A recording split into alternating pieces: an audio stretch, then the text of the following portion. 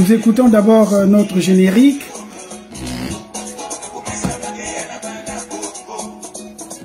Il y a un escroc qui est en train de faire des ravages au Congo.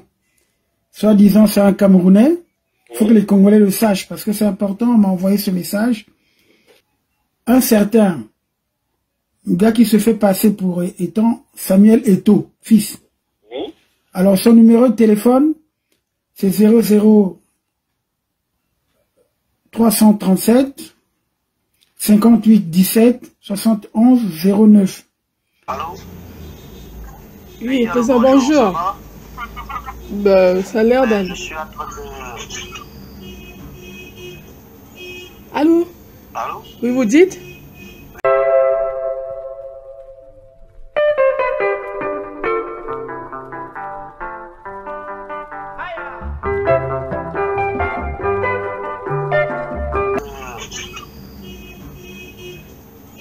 Allô? Allô? Oui.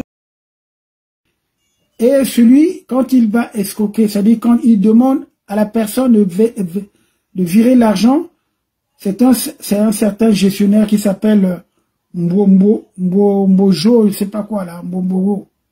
Oui. Et le téléphone c'est 0237, 00237, l'indicatif du Cameroun, 658, 51, 57, 35. Alors, vraiment, il faudrait que les Congolais fassent attention. Nous lançons cet appel. Ne vous faites pas rouler. Vous êtes en difficulté. Quand quelqu'un vous fait miroiter des millions, en vous demandant de verser de l'argent, vous tombez dans le panneau. À quoi? Il fait comme un féticheur pour multiplier de l'argent. Non, c'est pas ça. Ça dit que le gars, en réalité, c'est quoi? Il veut un contrat de partenariat avec des gens. Il envoie un ordre de virement de Citibank. Et c'est vraiment une véritable escroquerie. Alors, ce sont des documents qu'on m'a envoyés que je voulais exploiter. Oui, mais pourquoi les Congolais tombent dans cela? Mais oui, mais c'est la misère qui fait que... Il était président de la Fédération du Cameroun. Non, ce n'est pas Eto'o, ce n'est pas Oui, Eto'o, on mais se c'est sert ce que de je son dis. nom. Eto'o, justement, nous lançons un appel à Samuel Eto'o, fils. Aujourd'hui, on est en train de salir son nom. Il y a un truand, un escroc, qui se sert de son nom pour gruger les gens. Donc, nous lançons un appel aux Congolais de faire attention. C'est pas parce que quelqu'un vous dit, il voit, parce que celui qui vous fait, faites attention avec Facebook. On a déjà dit ça souvent. Vous avez un ami qui vous demande de l'argent. Il raconte des histoires. Faites attention. Vous allez lui envoyer de l'argent, ou vous allez lui envoyer votre RIB, et puis il va vous prendre tout l'argent que vous avez en banque. Il faut faire attention. Je tiens à souligner cela parce que j'ai eu beaucoup de plaintes de Congolais. Bon, mais ils se sont fait avoir. Je suis en train donc de télécharger.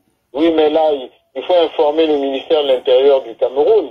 Mais oui, justement, on va entreprendre ça. On va entreprendre tout ça. Le ministère de l'Intérieur du Cameroun et puis la gendarmerie camerounaise qui mène des enquêtes pour trouver ces voyous. Donc, en fait, on leur envoie de l'argent parce qu'ils ont fait un truc un truc monétaire là. Ah, c'est vraiment des escrocs quoi. C'est pas croyable. Ouais, parce que le pays est devenu comme ça. Il y a les Camerounais qui rentrent facilement. On surveille beaucoup plus les Congolais que les autres. Donc on laisse le pays comme ça libre aux Camerounais de faire ce qu'ils veulent. Parce que au Cameroun, tu peux pas le faire ça. Hein. Tous les étrangers viennent faire du n'importe quoi au Congo. Voilà. Mais contre les Congolais, ils n'ont jamais fait des choses. Et puis il faut jamais donner, oh là là, parce que quand vous donnez également votre RIB, la personne peut récupérer votre argent qui est en banque. Oui. Parce que c'est comme l'autorisation que vous lui donnez. C'est très grave.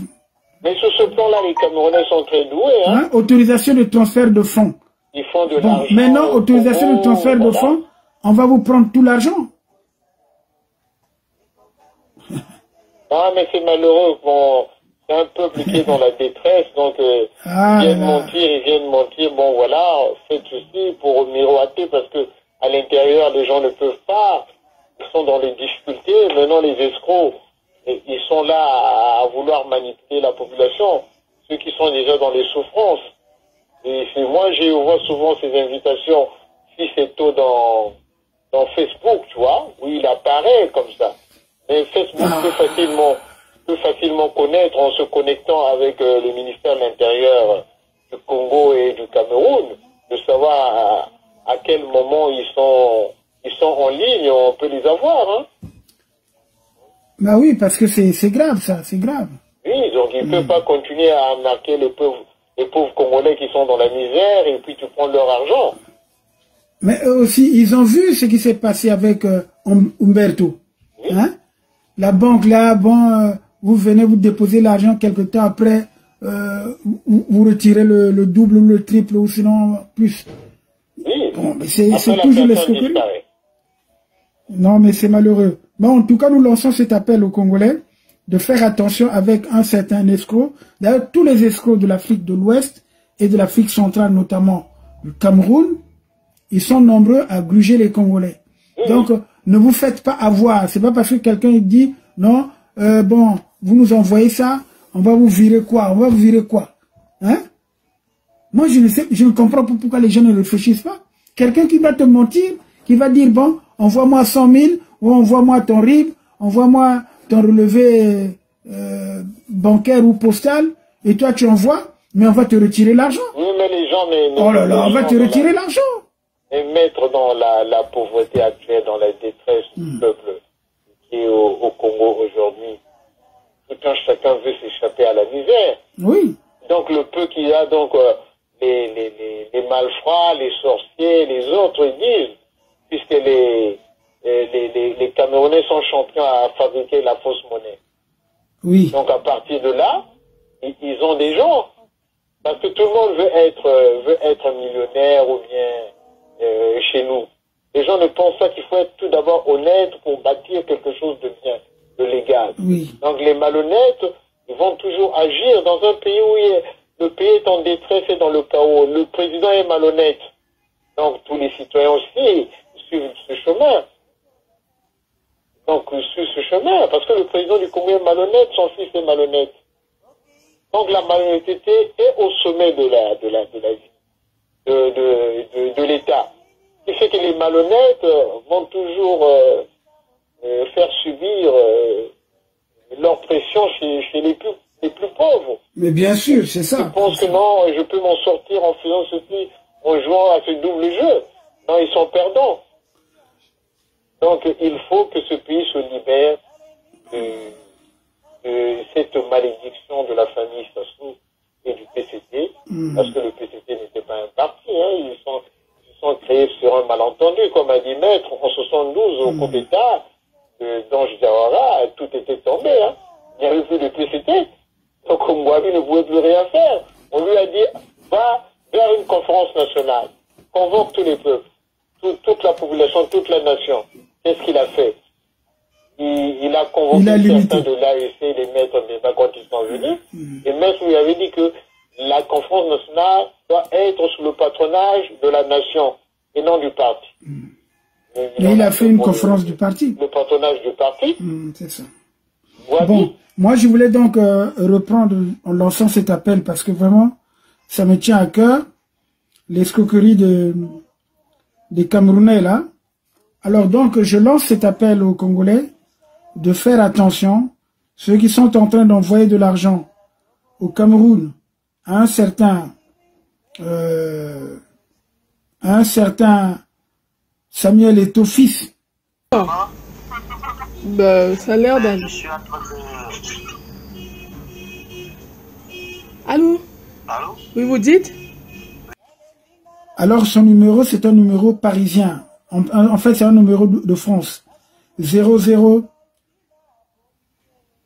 33 7 58 17 71 09. Le gestionnaire à qui demande de réceptionner l'argent depuis le Cameroun, voilà son numéro. 00 237 658 51 57 35. Il vous demande de lui envoyer une certaine somme, c'est-à-dire 100 000. Après, Il vous envoie d'abord un accord de réception monétaire. Il vous envoie également cet accord de réception monétaire. Il y a la signature du directeur général du Trésor, un certain Notango Sylvester. Alors, il y a un autre document qui est en ma possession, autorisation de transfert. Cette autorisation de transfert, c'est la BAC. Banque des États de l'Afrique centrale. Voilà. Il y a le ministère des Finances. Vu la loi tant, nous signons tant. Alors, il précise, le ministère des Finances du Cameroun autorisant après vérification, la sortie de fonds effectuée par M. Eto'o, fils Samuel, à destination de X. Tant pour un montant qui s'élève à tant. Donc, il propose 200 millions de francs CFA à chaque personne grugée. Alors, vous voyez des choses comme ça. Quand tu reçois ça, mais vraiment c'est trop bête. Parce que, imagine 200 millions de francs CFA, mais il te demande seulement de lui donner ton numéro de compte pour le virement et puis de lui adresser 100 000. Mais les 100 000, il va les prendre. Et ce que tu as dans le compte, comme tu as donné l'autorisation, il va rafler. Oui. Non, mais ça, c'est des choses qu'il ne faut pas faire. Mais s'il est à Paris, là, il faut lancer déjà une plainte à Paris, déjà, dans un commissariat. Non, mais non, mais ça, s'il a fait aux Congolais, plutôt à ceux qui sont en France. Mais ceux qui sont au Congo, ils n'ont qu'à lancer une procédure. C'est-à-dire qu'ils n'ont qu'à porter plainte là-bas sur place. Ils portent plainte, ils expliquent, et puis à partir de ce moment, il retire l'argent dans son compte. S'il a l'argent dans son compte, il crée un autre compte. Parce que le compte qu'il a, par exemple, qu'il a dévoilé à l'escroc, l'escroc peut s'en servir. Oui, mais il fait, comment on appelle, une opposition. Il faut oui, mais non, mais tu sais, dans nos pays, quand il fait une opposition, celui qui est là, les gens ne sont pas honnêtes. Celui qui est à la caisse, il peut dire, mais ton argent avait été déjà pris au fond. Mais là, il n'a qu'à retirer, ouvrir un autre compte dans une structure bancaire qui est différente de celle qu'il a. Mais les banques doivent protéger leurs citoyens. Les banques. Oh, mais tu connais le désordre qu'il y a dans le pays. Le désordre, il y en a, hein. Oui. Donc il y a un grand désordre. Mais en tout cas, nous lançons cet appel aux Congolais parce que ce fameux Mbombo Njoya Abdelaziz qui prend de l'argent au nom de Eto'o fils, Eto'o Samuel fils, qui a son numéro en France. Et je précise, le téléphone d'Eto'o, je dis Samuel Eto'o fils, soi-disant, et qu'il y a un gestionnaire qu'on appelle Mbombo Njoya, prénom Abdelaziz. Faites attention, il y a une véritable escroquerie généralisée. On est en train d'escroquer les Congolais de Brazzaville.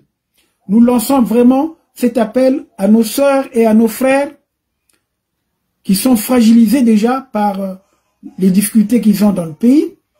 Alors, l'escroc leur demande 125 000 francs qu'il envoie par Western Union au nom de ce trio que j'ai dit, Mbombo Njoya, prénom Abdelaziz, à Western Union, Ouria.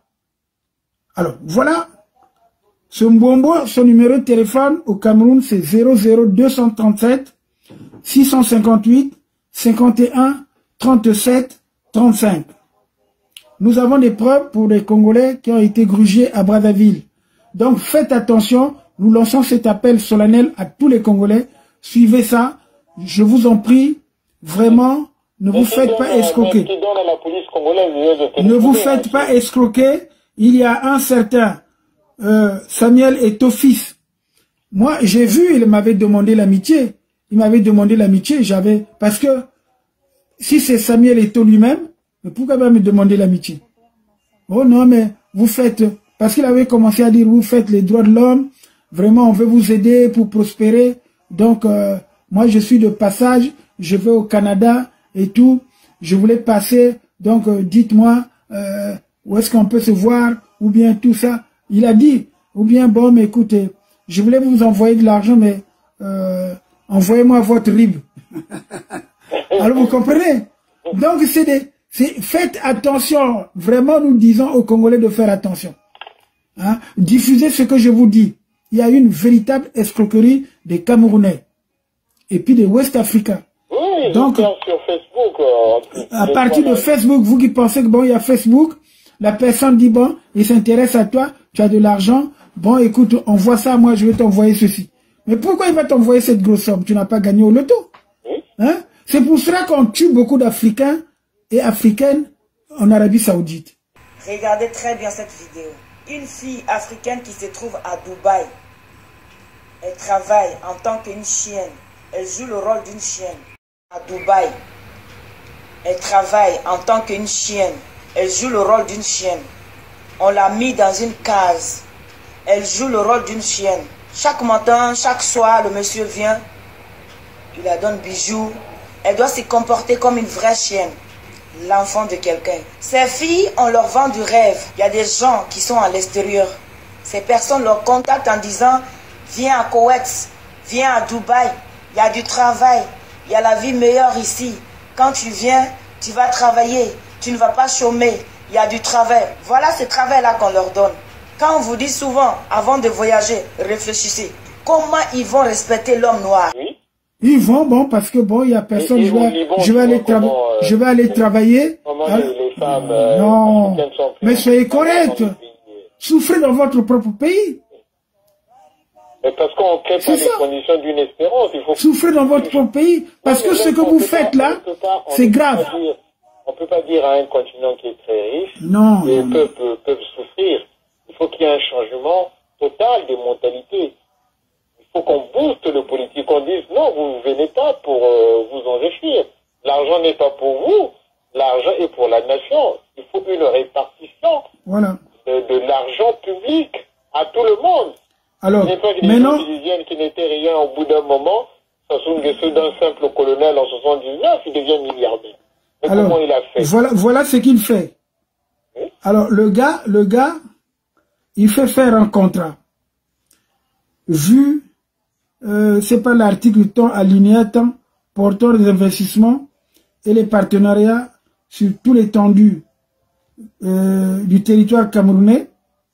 Le ministère des Finances atteste les sous-signés temps. Il y a déjà une fausse signature. Ils mettent monsieur. Alors, ce qui est grave quand même, il met monsieur Eto-Fils Samuel, né le 10 mars 1981 à Cône, de nationalité camerounaise, numéro de passeport 0078 88 9. Alors, quand il fait ça,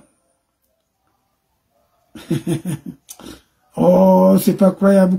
Mais comment une personne peut se faire gruger? Alors après, il y a le nom du partenaire, la personne qui a envoyé de l'argent. Et son partenaire pour une durée indéterminée de toute activité qu'ils auront à entreprendre dans tout le territoire camerounais et à l'international. Mais toi, tu es au Congo, tu n'es pas camerounais. L'entreprise que vous créez n'est pas connue à l'international où? Mais réfléchissez, vous les Congolais, quand même. Réfléchissez. Et après, on dit, les partenaires conviennent que ce contrat constitue leur accord complet. Qu'aucune entente verbale ou explicite existe et ont compris, vérifier les informations ci-dessous, comme d'ailleurs il y a même des comme étant correctes. En cas de désaccord et de non-respect de ce contrat, les partenaires tenteront un accord à l'amiable. Si cela s'avère impossible, les autorités compétentes pourront intervenir conformément à la loi. Et tu vois, on fait ça, on légalise. La personne va signer, hein, il va mettre, non, c'est pas quoi, il met la validation avec non, mais le peuple n'est plus parce que... Un QR code, non, c'est pas possible. Non, le peuple est en détresse. Non, mais c'est pas... Les Congolais, ressaisissez-vous. Ne soyez pas des imbéciles. Si Sassou nous gruge, mais il n'y a pas des phénomènes comme des escrocs qui sont en Afrique centrale, notamment le Cameroun et l'Afrique de l'Ouest. Et vous pleurez, vous commencez à pleurer. Moi, j'ai reçu beaucoup de plaintes. J'ai dit, mais faites attention. Facebook, c'est la magouille. Faites attention. Quand vous avez un ami, il vous regarde, il vous suit. Mais cet ami qui vous suit, il a l'envie de vous prendre de l'argent. Il peut même vous faire venir pour vous utiliser, pour faire de vous des esclaves. On a vu des filles qui étaient maltraitées, les images. Oui. Hein? Qui sont des esclaves qui sortent plus. Oui, bah, que ce soit ici. Qu'on viole et tout. Non, c'est pas normal. Il y a maintenant la traite des nègres. En fait, maître, comme on veut dire... Faites du commerce chez vous. C'est pas la peine de vous déplacer quand c'est pas sûr. Oui, mais maître, quand tu vois tout ce phénomène qui arrive, c'est parce que c'est la chose politique qui ne marche pas. Commençons cette émission par l'évocation de la journée du 23 mars 1970, c'est-à-dire le coup d'État de Pierre Kinganga, alias Siroko. Il n'y a pas que Kinganga, mais en fait, il y avait également le capitaine Augustin Poignet, il y avait le commandant Kijindu, et bien d'autres qui étaient impliqués dans cette affaire. Alors je voudrais d'abord faire un peu l'historique, et puis vous lire ce que m'a envoyé le fils Kijindu pour commémorer la mort de son père qui était impliqué dans ce coup d'État. Et vous allez faire également quelques analyses. C'est à bâton rompu que nous allons faire cette émission, parce qu'il ne faut pas oublier que le mois de mars, c'est le mois le plus tragique au Congo. Je n'ai pas mis mon bandana pour une simple raison. Ça n'a pas de sens puisque j'ai porté un col roulé noir. Donc c'est pour cela que, bon, vous me voyez, j'ai tout ce qu'il faut. En tout cas, c'est mon col roulé qui fait office de bandana que j'ai eu l'habitude de mettre pour signifier que nous étions en deuil. Alors, le 23 mars 1970, les lieutenants Ange Diawara et le capitaine Denis Sassou Nguesso et Yombi Opango ont neutralisé le commando dirigé par Kinganga à la radio. Donc le 23 mars 1970, les officiers de l'armée du Congo, sans distinction de région, de tribu, tentent donc de renverser le régime prétendu socialiste scientifique ou marxiste imposé au Congo-Brazzaville. Il s'agit donc du commandant Michel Kijindu, du capitaine Augustin Poignet, du capitaine Albert Mawama, le commandant qui était commandant de gendarmerie, du lieutenant Pierre Kinganga alias Siroko, de l'adjudant chef André, je pense que c'était André Koutou, qui était maréchal de logis. Non, je pense que oui, adjudant André Koutou, et nous avions également le maréchal de logis Jean-Marie Mengo, du sergent Kouka à Cablon, et de bien d'autres qui ont été exécutés. D'ailleurs, je pense, Guy Lenon en parle dans son ouvrage que je vous montre là, La République du Congo, une escroquerie idéologique, au cœur du long drame. Il a évoqué les noms de certains qui ont été justement impliqués dans cette affaire-là. Donc le 23 mars 1970, le putsch de Kiganga a tourné au bain de sang. Lorsque l'armée populaire nationale, la PM, a contre-attaqué en plein jour à l'arme lourde, notamment devant la radio Congo qui se situait en face du stade Marchand. Ils ont donc liquidé de façon barbare les insurgés et même les passants, puisque c'était un coup d'État surprise, les gens devaient aller à l'école, devaient aller au travail, ils ont été pris dans l'engrenage. Donc les survivants et les passants, et surtout les survivants qui s'étaient portés, plutôt qui pourtant s'étaient rendus, ont été également liquidés, comme Kiganga lui-même. Et son corps a été exposé en caleçon. Et d'ailleurs, ce caleçon, à l'époque, on va l'appeler maintenant Kiganga. C'était les maillots de bain qu'on portait, et puis bon, c'était à la mode dans ce moment-là. Les gens de notre génération savent bien, comme on appelle ça maintenant Kiganga. Alors ce jour-là, les citoyens congolais avaient courageusement pris les armes. Ils ont payé finalement très cher ce courage, puisqu'ils voulaient porter le fer contre cette calamité du tribalisme, astucieusement caché sous un soi-disant langage révolutionnaire qui se déclarait socialisme scientifique, que les anciens héros ont lâchement rumisé dès les premières mises en cause à la conférence nationale souveraine de février 1991. Alors, sans aucun réel acte de contrition pour tout le mal fait aux compatriotes qui avaient eu le malheur de parler différemment, de s'insurger contre Marien Ngouabi en juin 1966 d'ailleurs. Marien Ngouabi s'était insurgé en 1966 et en juillet 1968. Donc de la même façon que les Kiganga se sont insurgés, mais Marien Ngouabi et ses compagnons n'ont pas été exécutés par Massamba Deba. Alors Kiganga n'avait pas fait de victimes, il n'avait pas eu de meurtre. Mais on va les prendre sans les juger, on va les exécuter sommairement.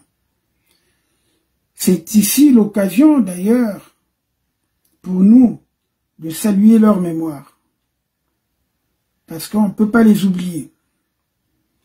Alors, je veux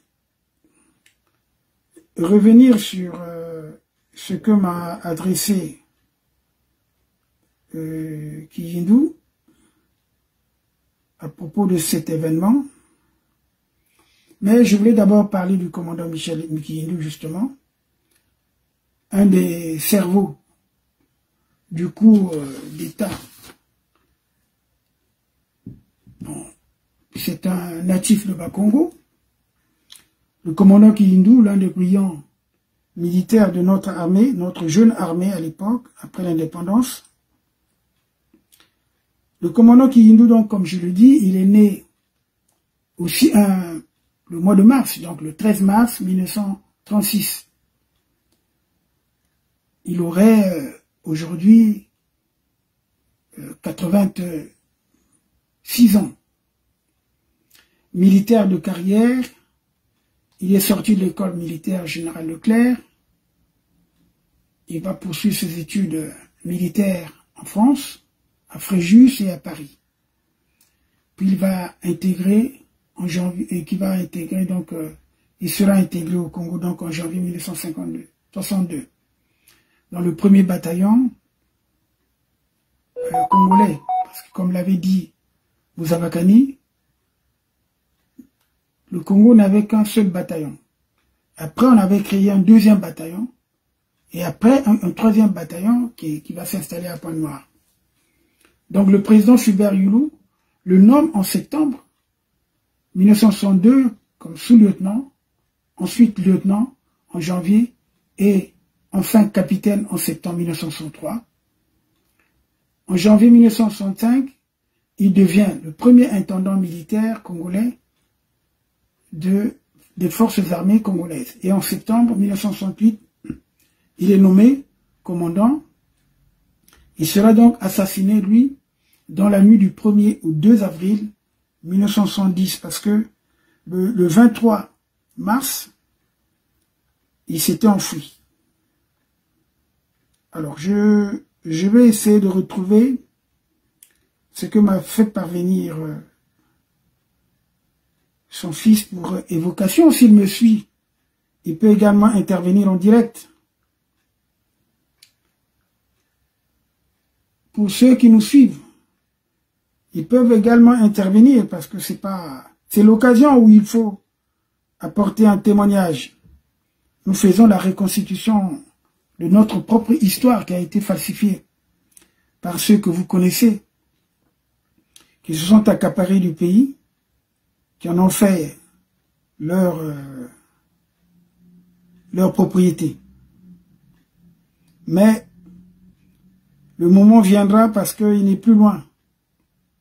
Que chacun le sache, il n'est pas éternel. Nous le disons avec force.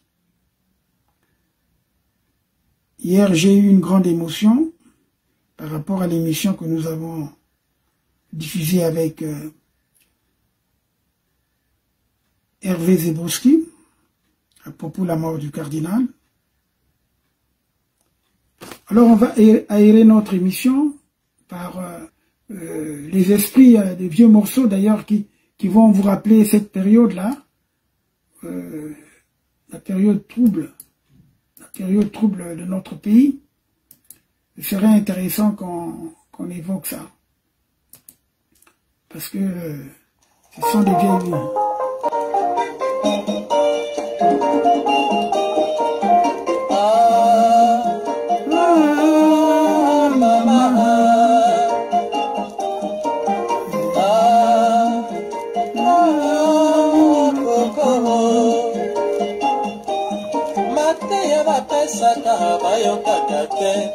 Nyonso balobaka ekendekela mopepe makambo mingi mazali kosalama na mboka lokola boyebi yala mule ya libala na banzi boyebi ya ndenge na ndenge na ya kote isayo lingomba ya basi na radio Congo voix de la révolution.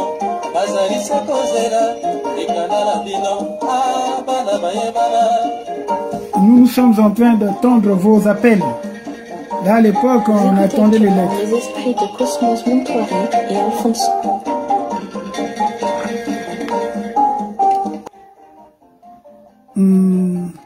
Fernanda, on parle aujourd'hui du coup d'État de Kiganga, Augustin Poignet et les Kiyindu.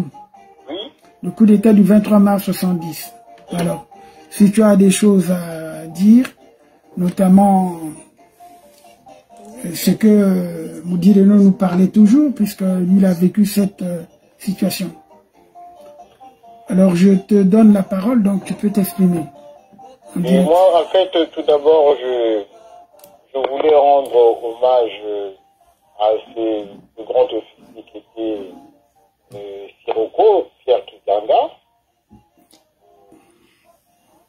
un grand militaire, quelqu'un qui était très patriote, qui aimait le Congo et qui ne pouvait accepter accepté que le Congo prenne la voie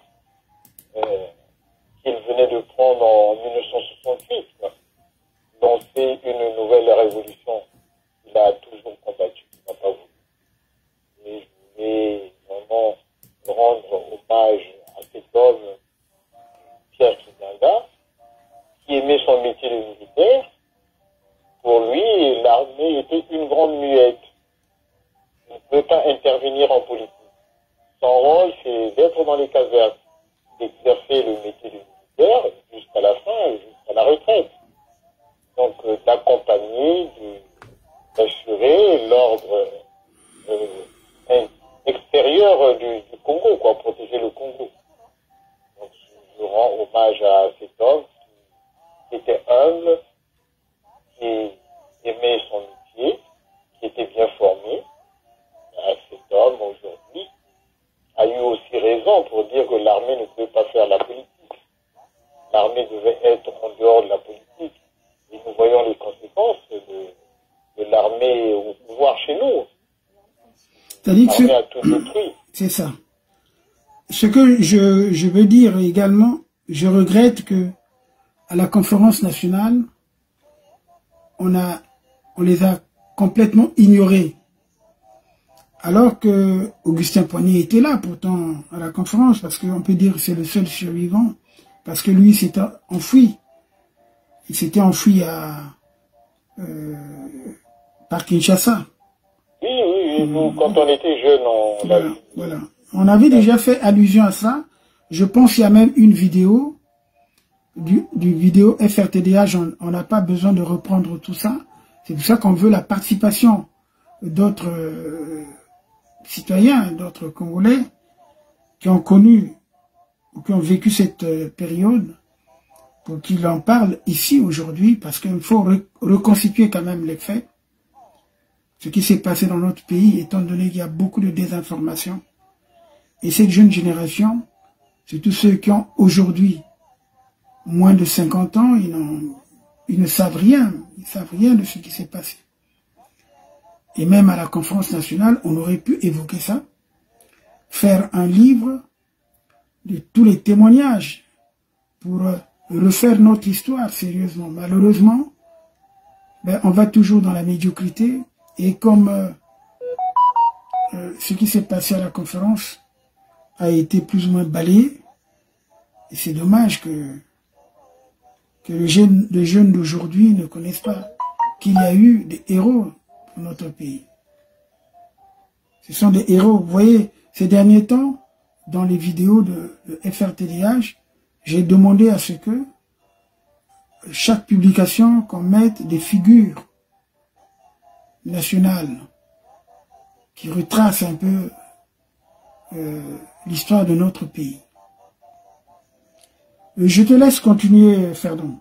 Moi surtout, maître, je voulais souligner l'anticipation aux enjeux qu'avait fait Pierre Kidanga, parce qu'en fait, Pierre Kidanga a participé activement à la chute du régime de Massamba Deba. Certains lui ont voulu aussi la peau, parce qu'en fait, c'est une dérive. Donc quand ils ont libéré le Congo du régime de Massamba Deba, de la défense publique, pour Kidanga, il fallait que l'armée retourne dans les casernes. Voilà, c'est ça. Il n'avait pas vocation à faire de la politique. Mais justement, c'est ça l'escroquerie de Ngouabi. Oui, parce que Ngouabi, en 66, quand il commence à s'agiter, oui. Et après, d'ailleurs, quand on le reprend, quand il vient en 68, c'est lui qui va imposer un Conseil national de la Révolution. Au lieu de rétablir la démocratie pluraliste au Congo, non, il s'est enfoncé dans justement le parti unique, et il va proclamer le socialisme scientifique, le marxisme-léninisme comme idéologie du pouvoir, en créant le PCT. Oui, en fait, maître, c'est pour montrer comment Ngouabi a eu à trahir ses frères d'armes, a eu à trahir les Kidanga, les Poignets, les Mouzavakani, tout ce monde. Et à ce moment, Ngouabi a compris que, comme avait lancé Noumazala, c'était le temps du Nord. de prendre le pouvoir et de le garder, d'exclure les autres. Donc Mwabi, la révolution, il en a servi comme quelque chose pour arriver là. Et, il n'était pas marxiste, il ne connaissait pas qu'est-ce que le marxisme. Déjà, le socialisme avait échoué à partir de 63. Quand Matsukoda a dit non, nous ne pouvons pas proclamer un socialisme scientifique au Congo, ça serait invertébré. Il n'y a ni force ouvrière, ni syndicat, ni industrie lourde, ni antagonisme riche et pauvre. Donc la question même de la justice, il n'y était pas. Donc la justice était avant Youlou. Donc ils sont venus, ils ont tout annulé, ce qui devait faire la force du Congo en l'avenir. Donc nous sommes rentrés dans un militarisme. Et comme l'armée, à l'époque, avait une fonction qui était très légaliste, une fonction classique même comme la grande muette, hein, l'armée ne se prononce pas sur le pouvoir politique. C'est l'attitude qu'avait eu Mouzavakani, qui a été vite écarté par les Moussaka. Les Moussaka sont allés prendre le président d'Assamba Diba et c'est là où il y a eu des erreurs. Normalement, on devait, comme avait dit le président Youlou, qu'il fallait aller et réfléchir, se mettre autour d'une table ronde et réfléchir et penser qu'est-ce qu'on devait faire avec les anciens qui étaient là, qui étaient élus pour 5 ans, dont on a écourté le mandat, et ceux qui pensaient que le Congo devait aller sur notre voie. C'est ça. Et donc, ça n'a pas été fait. On a emprisonné les autres, on a tout pris, et on s'est autoproclamé. C'est ça. Donc, c'est cela, quoi. C'est cela. Donc, pour Kiganda, il fallait réparer l'injustice de 63. Donc, cette réparation, c'est ce que la conférence nationale est venue faire. Donc, Kiganda a pensé qu'il fallait réparer cela, mettre fin à cela. Il connaissait les Mwabi, il les connaissait tous. C'était un homme de métier qui aimait son métier, l'armée, qui formait les jeunes, qui a formé des militaires, dont on n'a pas reconnu. Donc c'était un brillant officier. Un brillant officier comme ça, et tout le temps a été persécuté, en prison, sous le régime de Massamba Diba, soit en stage, on l'a envoyé en Union soviétique. Puis c'est un homme qui a compris qu'il fallait revenir à la légalité qu'on avait à partir de 1960, où ils ont été envoyés par le président Youlou à former une nouvelle armée. Une armée qui commençait à vouloir se faire, mais après, les Mwabi ont mené une pagaille totale. Oui, attends, disons l'armée. Tu vas continuer parce que je vais lire ce que Patrick Kiyindou, le fils du commandant Michel Kiyindou, oui, il a mis, il y a de cela 52 ans, au péril de leur vie, des soldats visionnaires et dignes de ce nom prirent les armes contre la direction militaire nationale et dictatoriale. En cette journée commémorant leur sacrifice suprême, je voudrais rendre hommage aux personnalités militaires et civiles si douces, qui finalement avaient raison sur toute la ligne. Commandant Kiyindou, promotion Yen 6 de l'école militaire générale Leclerc de Brazzaville. Premier intendant militaire des forces armées congolaises, la FAC. Capitaine Albert Miawama. Promotion Yen 6, oui, de l'école militaire générale Leclerc de Brazzaville. Capitaine Augustin Poigny. Le lieutenant Pierre Kiganga. Siroko. Promotion Yen 6 de l'école militaire générale Leclerc de Brazzaville. Adjudant-chef de gendarmerie, André Koutou. Sergent-chef, Omer Malanda. Sergent-chef, Akablon Kouka. Maréchal des logis, Benoît Banakissa. Maréchal des logis, Jean-Marie Mengo. Jean Diabatantou, son cousin paternel, et plusieurs autres civils. Alors il dit, prions pour le repos éternel de l'âme de ces héros, connus et inconnus, car le sens de leur combat demeure toujours d'actualité au Congo-Brazzaville, notre pays.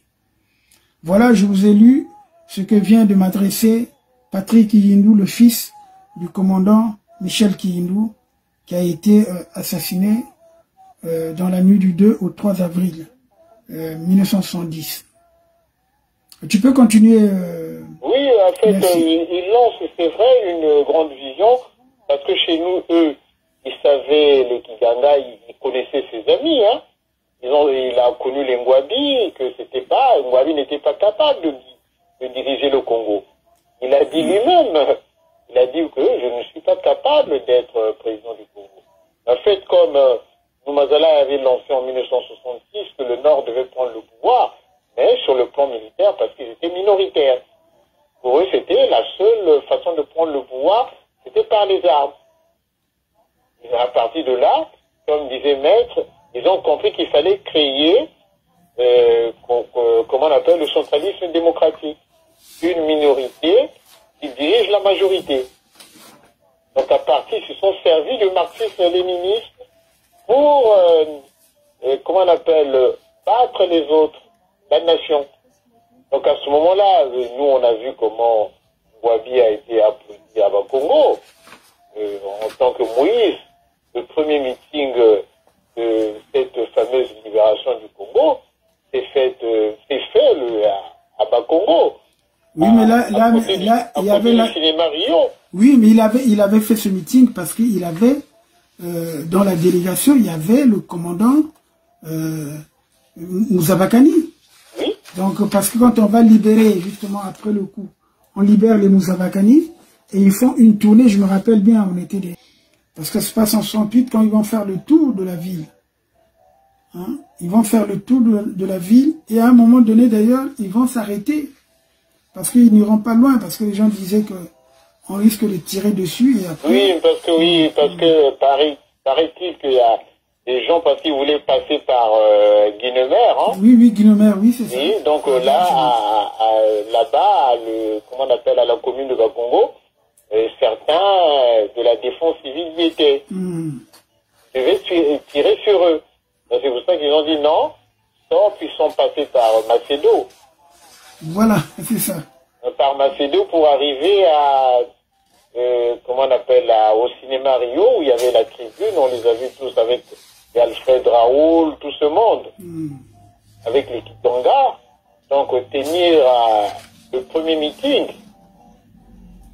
Le premier meeting c'est pour ça que je dis... à Bakongo et non pas dans les quartiers nord. Hein. C'est pour ça que je dis, la naissance du Parti congolais du travail, c'est une véritable escroquerie. C'est un accident de l'histoire. C'est vraiment un accident de l'histoire et ça continue. Et les gens ne se rendent même pas compte que, en fait, le Parti congolais du travail... C'est une trahison de Marien Ngouabi. C'est une trahison de Marien Ngouabi. Il a trahi ses amis politiques dont on croyait qu'il y avait une fraternité des armes. Tu vois. Là, au Congo, il n'y a jamais de fraternité des armes. Tu vois. Hein, comme toi, tu les as connus à partir de 97, ces officiers. On pensait que ils libéraient le pays contre une dictature de l'Issouba. En fait, c'est que ce qu'ils pensaient au fond d'eux-mêmes, que ce soit les Nsoué et les autres, c'était pour accompagner un homme qu'ils devaient les abattre tous. Donc il n'y a jamais eu chez nous dans l'armée des militaires qui prennent paisiblement leur retraite. Hein, paisiblement, dont on sait cet officier, respecter tout ça. Tous les officiers qui ont été formés meurent dans le chemin du travail ou bien de l'exercice du métier. Voilà.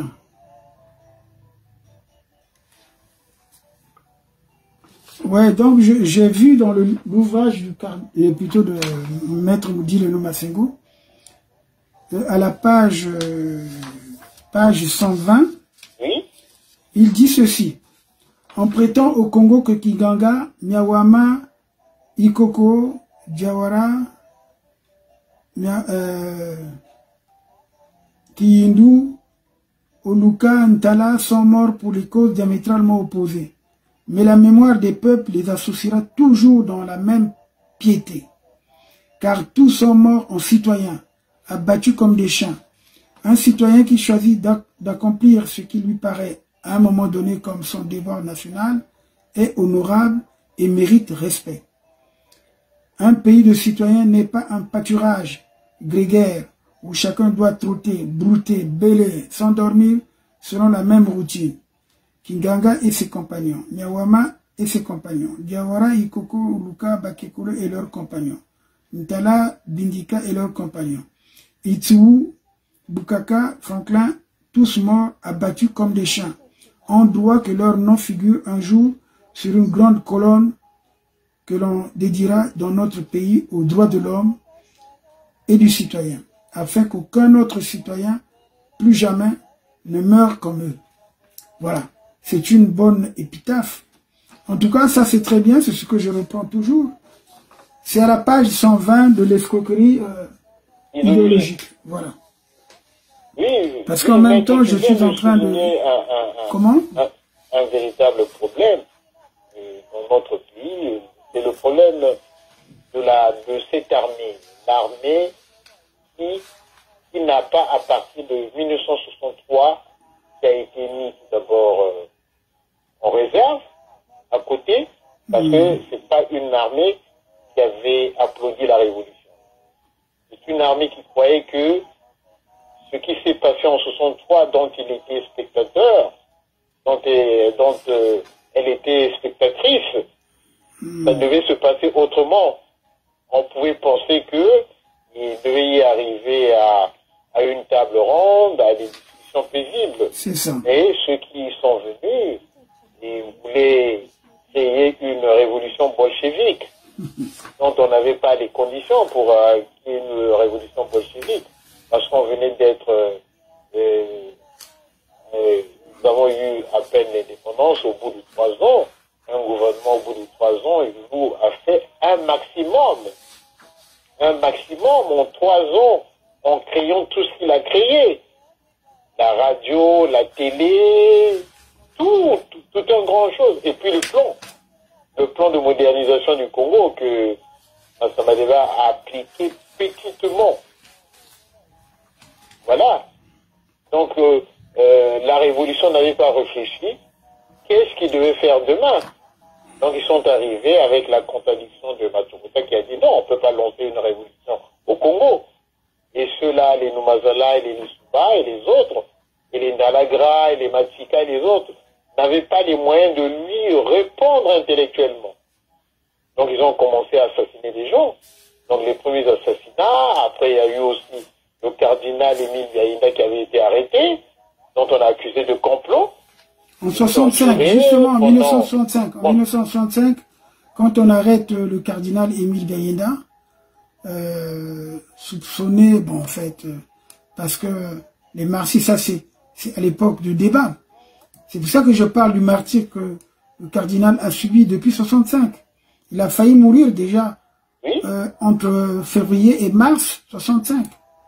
Il a purgé plus de 40 et quelques jours en prison, dans des conditions effroyables. Voilà.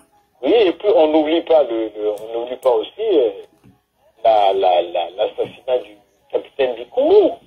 Oui, le capitaine Bikoumou, c'est la première victime. Et le capitaine Bikoumou a été tué par le groupe de Ngwabi. Donc, probablement, parce que dans ce groupe-là, il y avait toujours Sassou Nguesso. Et c'est même lui qu'on va envoyer pour aller éliminer le président Fulbert Youlou à Madrid. Et je ne sais pas si tu es au courant, parce qu'il y a un son de l'abbé Yanguissa qui est en circulation. Alors, je recherche ce son pour que les gens l'écoutent. Mais malheureusement, bon, j'aimerais mieux que je puisse le joindre, qu'on fasse une émission avec lui en direct, mais qui parle en français. Bon, là, c'est une émission où, bon, finalement, il s'adresse beaucoup plus aux gars du pool. C'est pas tellement intéressant pour moi, parce que vaut mieux que toute l'opinion nationale soit... Non, mais maître, le Kiganga se battait au niveau national. Hein. C'était pas parce que quand tu vois dans le poignet, n'était pas du pool. Oui, mais non. Non, mais son mouvement, c'était tout le monde. Il n'y a pas que les gars du pool. C'était tout le monde. C'est parce qu'à l'époque aussi, les officiers pratiquement supérieurs, c'était pour la plupart des gars du Sud. Donc, il y avait des gars de la Bouenza, du Niari, et puis de la Lekumu. Il y avait aussi les gars du Pilon, puis il y avait aussi les gars du Nord, en fait. Oui. Mais parce qu'en fait, quand Wabi, tu ne peux pas emmener un pays dans un chemin que tu ne connais pas. Comme disait Maître, il a lancé quelque chose qu'il ne connaissait pas. Donc maintenant, il a fallu que Maître vienne au secours de Marien Wabi pour le former, de dire non, qu'est-ce que l'État, qu'est-ce que ceci, qu'est-ce que la démarche. En fait, c'est quelqu'un qui était tiré à l'école, me disait Maître, Wabi était comme un papillon. Oui, bien sûr, bien sûr. Il va là-bas, donc il n'avait pas une position fixe. Ce qui fait que, en détournant le pouvoir vers le nord, en disant que le pouvoir est à nous, après on se rendant compte que ce pouvoir qui disait qu'il était à eux, c'était un pouvoir qui devenait de plus en plus chaotique. Au moment où il vient vers le président Massamba, mais tout est en ruine, tout est brisé. C'est là où les gens vont lui rappeler à l'ordre, mais écoute, mais le pouvoir, tu le disais, qui était du Nord. Mais pourquoi tu vas négocier avec les autres? Et bon, il est abattu. Donc en fait, il y a la première trahison. Il trahit les amis avec qui ils ont été à l'école, ils ont eu une formation. Les Kiganga, les Mouzavakani et les autres. Et presque tous les officiers, puisque même Sossou dit que non, Ngouabi, c'est Ngouabi qui a continué la révolution. On devait arrêter en 68. Dans son livre, le Manguier, comment on appelle? Le Manguier. Et le fleuve et la souris. Donc Ngouabi devait arrêter la révolution. Et Ngouabi, pris par l'aile de Numazala et les Diawara, ils ont lancé une révolution qui avait échoué en 68. Et ce qui fait que Ngouabi trahit ses amis. Maintenant, après avoir appliqué le marxisme, il s'est rendu compte qu'il n'était pas marxiste. Comme disait Maître, le premier coup, on dit que Kiganga était de droite, c'était un coup de droite. Le deuxième coup, fait par les Diawara, et de gauche. Donc Ngouabi se retrouve sans idéologie. Oui, gauche-droite, pareil. Donc il devient seul. Maintenant, la deuxième trahison, c'est la trahison du Nord. Le Nord dit, ah non, mais nous pensons que nous serons éternellement au pouvoir. Mais pourquoi il va négocier avec l'ennemi? Il va vers Massavadeva. Donc là, Sassou se sert que je suis le héros qui va défendre le Nord et il abat Marien Ngouabi. Donc là, on voit comment l'armée a perdu vraiment sa noblesse même. Sa noblesse, sa façon d'agir, d'être correct, d'accompagner le Congo dans le développement. Donc ils sont rentrés dans le conflit avec le peuple, contre le peuple. Et ce qui fait que cette armée s'est brisée elle-même à l'intérieur en déconsidérant tous les officiers qu'ils ont formés. Et que le métier de militaire n'est plus un métier de militaire. On forme n'importe qui. Il n'y a aucune spécialité. Aujourd'hui, si un pays donné est très formé, comme même on dit les Angolais, et facilement ils rentrent au bout d'une semaine au Congo-Brazzaville. Oh, mais ils le font déjà. Oui. Mais tu sais, la partie ouest, quand ils rentrent là, personne ne les arrête. Oui. Non, mais s'ils peuvent envahir, ils envahiront. Hein. On n'a plus une armée, de toute façon. Il n'y a qu'une milice. Et cette milice protège que le dictateur. Oui. Ça, c'est connu de tout le monde. L'armée a été désarmée. Donc, il suffit que quelques officiers bien formés, très très bien formés, qui sont motivés, rentrant à Brazzaville, Sassou va s'enfuir. C'est parce que le peuple, il faut le dire que le peuple du Congo est très pacifique, le peuple du Sud. Même ceux du Nord qui ont été trahis, parce que le Nord a trahi le Nord. Sassou a trahi le Nord. Parce que quand tu prends dans tout le comité militaire, quand ils sont venus en abattant Massamba Diba en disant que non, c'est Diba qui a fait un coup, mais Diba militairement n'avait plus d'hommes dans l'armée. Quand tu prends à partir de l'épuration en 74, 73-74, dans l'armée, il n'y avait plus des officiers supérieurs. On les comptait. Il y avait les commandants Makwango, quelques-uns. Donc le haut commandement était chez eux. Donc un Massamba Deba qui n'a pas de militaire, qui n'a personne, ne peut pas arriver à assassiner un président de la République. Tel que c'était l'organigramme de l'armée. Donc ils ont assassiné un président, ils l'ont collé sur Massamba Deba, ils l'ont collé sur les gars du pool. En fait, c'est eux-mêmes qui ont assassiné le président de la République. Parce que Wabi, ce qu'il avait promis, que le pouvoir est du non, il s'est rendu compte que non.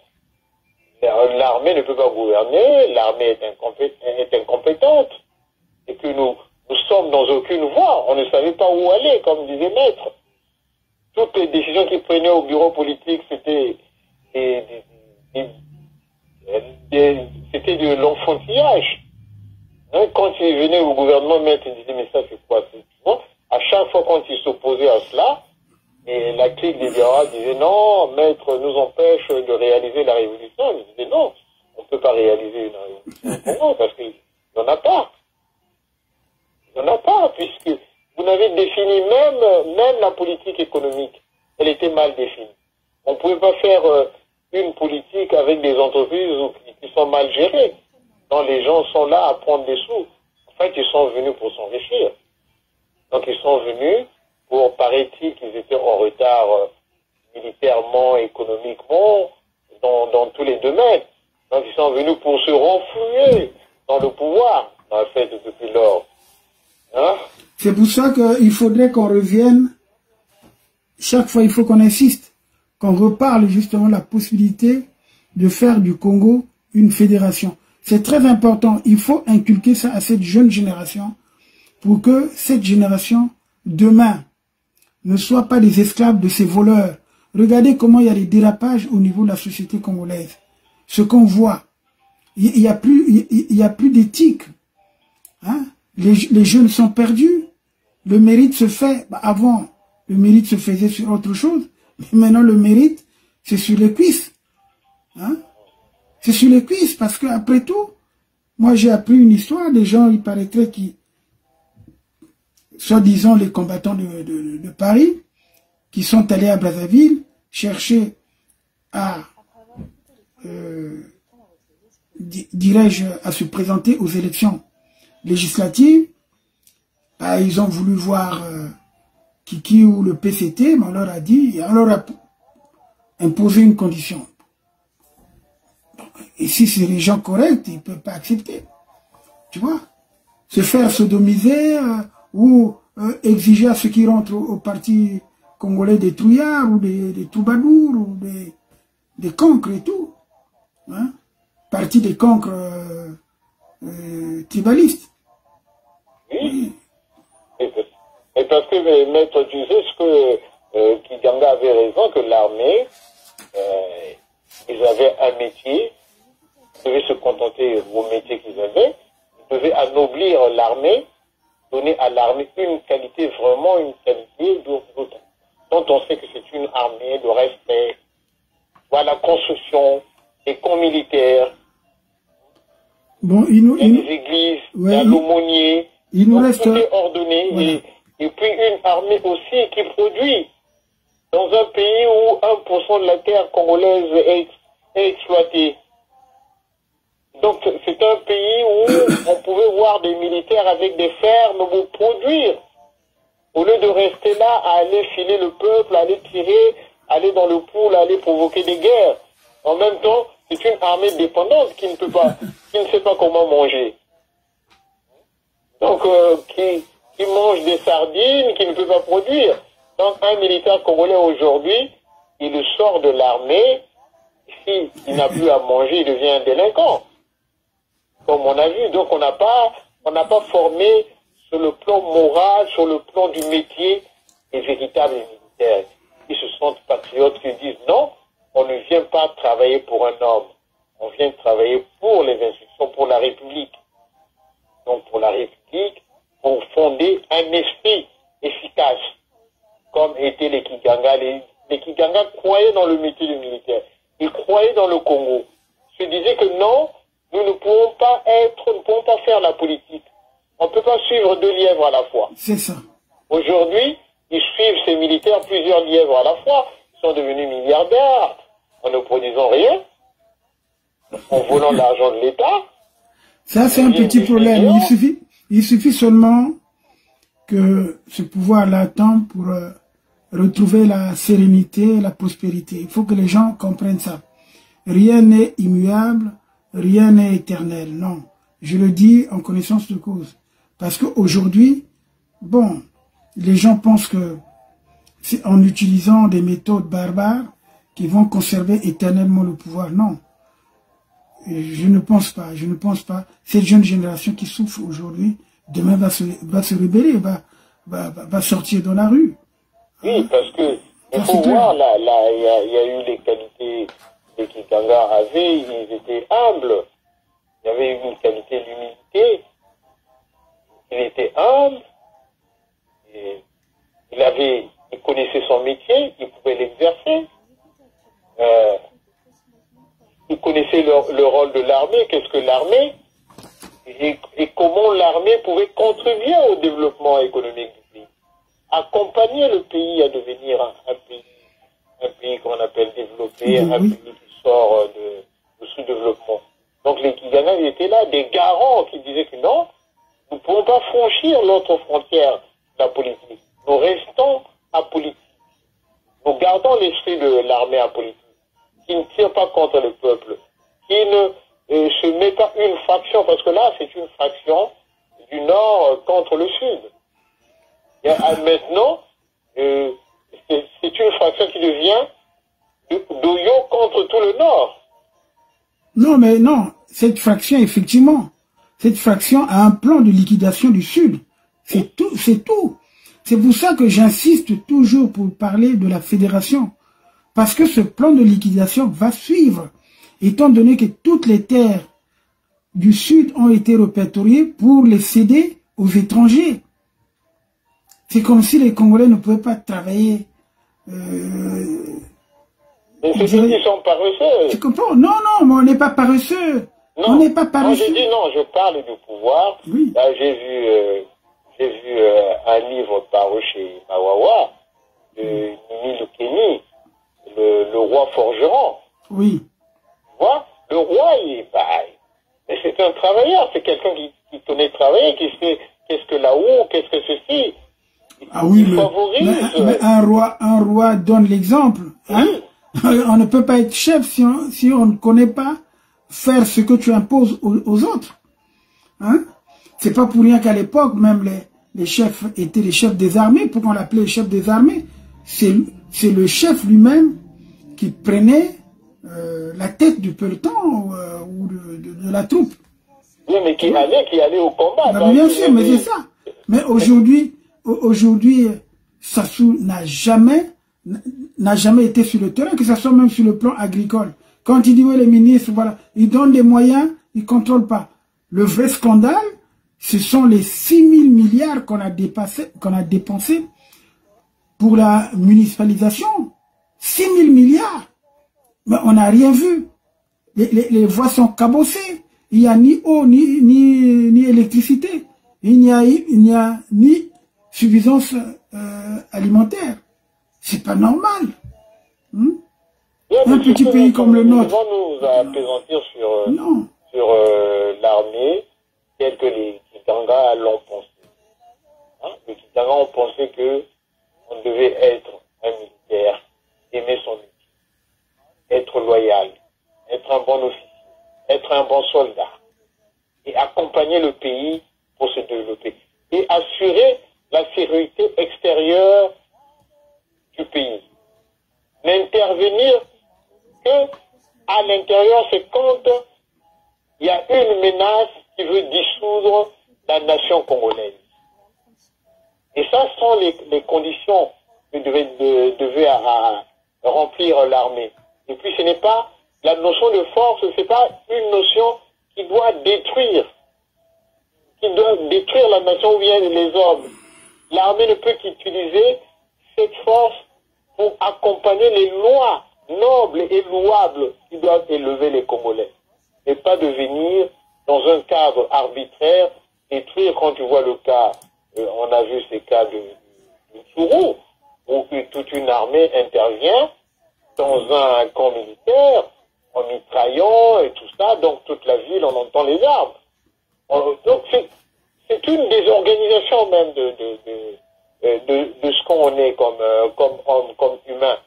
Donc les Kitanga avaient raison en disant que nous achevons notre comment on appelle, notre métier d'intervenir dans la politique en mettant fin au régime de 68, qui a mis une milice à la défense civile pour soutenir une révolution qui n'existait pas, dont le peuple, l'arrière-pays ne voulait pas. Même à Brazzaville, la jeunesse était contre ce régime parce que ils étaient tous au chômage. C'est là où ils ont commencé à s'aventurer, à venir en France. Et on a vu les mouvements, ah non, un tel a pris le bateau, un tel... Parce qu'il n'y avait plus d'avenir au Congo. Non, il n'y en avait plus. Il n'y en avait plus.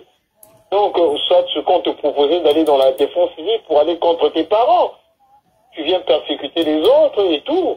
Donc, les militaires n'ont pas créé quelque chose. Donc, quand les militaires sont dans un pouvoir donné, ils créent une oligarchie.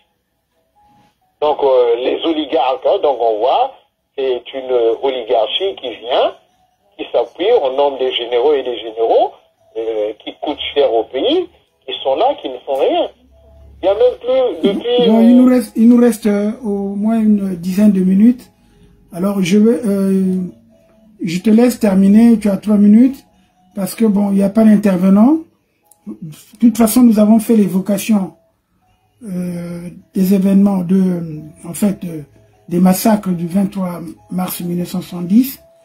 Et comme nous sommes dans cette période où nous évoquons le saint cardinal Émile Bayena, il y a des gens qui m'ont envoyé un message qui voulaient avoir la biographie du cardinal qu'on n'a pas évoquée. Alors, je vais en parler tout à l'heure, donc je t'accorde encore 5 minutes. Et comme ça, moi, je veux conclure avec... Oui, moi, surtout, moi, c'était pour m'appuyer sur les Kitanga, patriotes, et les autres qui ont été patriotes, amour de la patrie, humble, aimant le métier de militaire, et puis disons que l'armée, c'est une grande muette. L'armée ne parle pas n'importe comment. L'armée n'intervient pas n'importe comment. Donc, ce que fait Sassou, aujourd'hui, la dérive, où tout s'est brisé, où on n'a plus d'armée, vient du fait que Mwabi n'a pas suivi les grandes résolutions. On s'était, ils se sont donnés et a voulu faire que l'armée soit nordiste, et c'est la même armée qui l'a fait nordiste qui l'a abattu. Et Sassou aussi fait pareil maintenant, en sortant du nordisme, il crée une milice à lui. À Tchambicho. Autour de lui pour la milice entraînée. Soit imposer demain, vouloir imposer son fils, mais ça ne marchera pas comme ça. La milice, voilà la contradiction de Sassou. Vont se révolter, même auprès de lui, ses propres militaires tireront sur lui, parce que qui tue par l'épée, tu as... non, mais justement, moi je le dis toujours, si Sassou ne quitte pas le pouvoir rapidement, s'il pense qu'il va conserver le pouvoir en donnant ce pouvoir à son fils, mais ce qu'il a fait aux autres, son fils va le subir. Ça c'est clair. Parce que si lui, il ne meurt pas par l'épée, mais son fils sera exécuté. Ça, il faut que le sache. Moi, je le dis, aujourd'hui, nous sommes le 23 mars 2022, il faut que Sassou le sache. Si je le dis, c'est en connaissance de cause. Il faut libéraliser le pays, c'est pas parce qu'aujourd'hui, on est en train d'enculer tous les jeunes, mais il y a des jeunes qui sont conscients. On ne peut pas accepter qu'il y ait des massacres dans le pays, c'est comme s'il n'y avait pas la police. Moi, je voulais également aussi parler de l'escroquerie. Parce qu'aujourd'hui, ce qui se passe dans le pays, il n'y a aucune sécurité. Hein? Il n'y a aucune sécurité.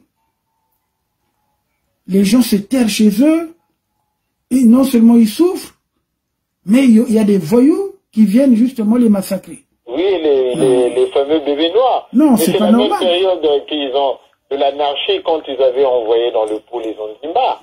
En 73. Oui, justement. Ils font exprès justement d'envoyer ces gars-là à tout moment.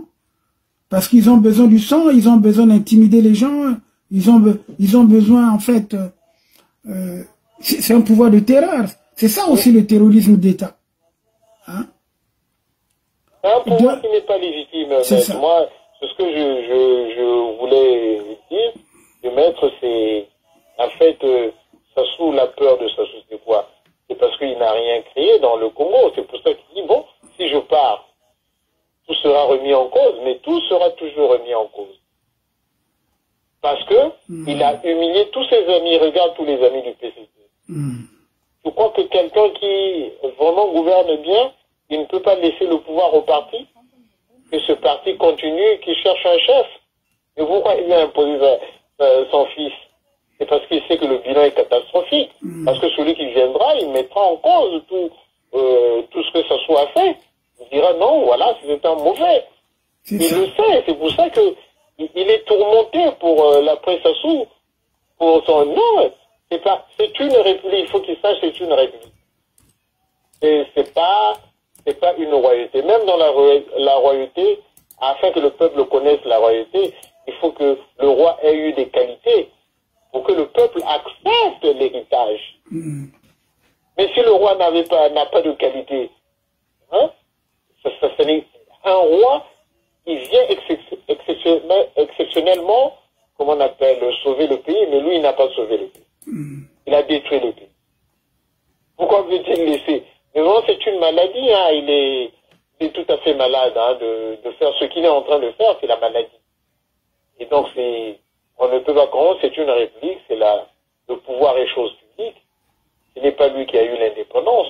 Il y a des gens qui se sont battus pour l'indépendance. Il y a les Matoua, les Madiala Manganga. Mais ils nous ont pas dit qu'il y aura un royaume au Congo. Il faut qu'il se rappelle, c'est pas son pays. Il s'est jamais battu pour le Congo. Demain, si les Angolais rentraient au Congo, il va fuir. Il va fuir. Bon, on m'a envoyé un message là, je voulais justement la chanson de Maître Baquin, Moïse. Alors on va la mettre, comme ça, on va mettre le volume, et puis on va lire la biographie du cardinal. C'est avec ça qu'on va terminer notre émission de ce soir.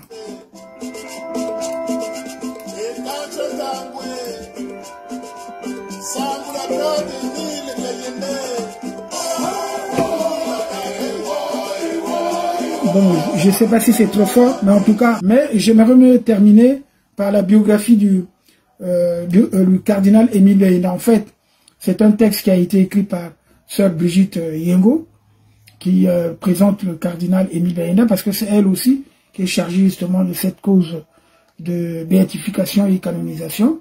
Elle a fait une synthèse de la biographie du cardinal. Le cardinal Émile Béina est né en 1927 à Mpangala, Malela Bombe, près de Vinza, dans le district de Kindamba. Il commence ses études primaires d'abord à Mpangala de 1935 à 1937. Ensuite à la mission catholique de Kindamba de 1937 à 1942. Et enfin, il termine à Bunji à la mission catholique de 1942 à 1944.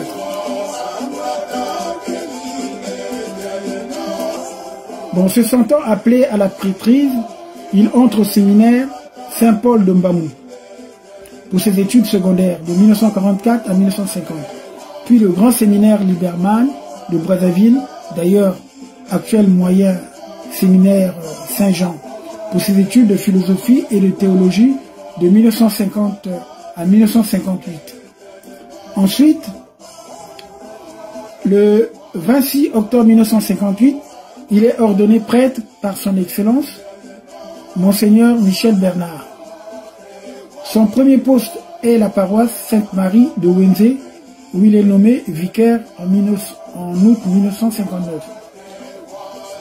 L'abbé Émile Béina, s'occupe de la paroisse Saint-Jean-Marie Vianney de Mouleke jusqu'à la construction de l'église de mars 1962 à juillet 1965. Il y sera nommé par la suite curé. En plus de cette charge, il est responsable diocésain de la Légion de Marie de 1960 à 1965. Ce mouvement marial apparaît dangereux à certains politiciens de l'époque. Il est torturé innocemment en même temps que le père Obir de la congrégation du Saint-Esprit. Pour la première fois donc,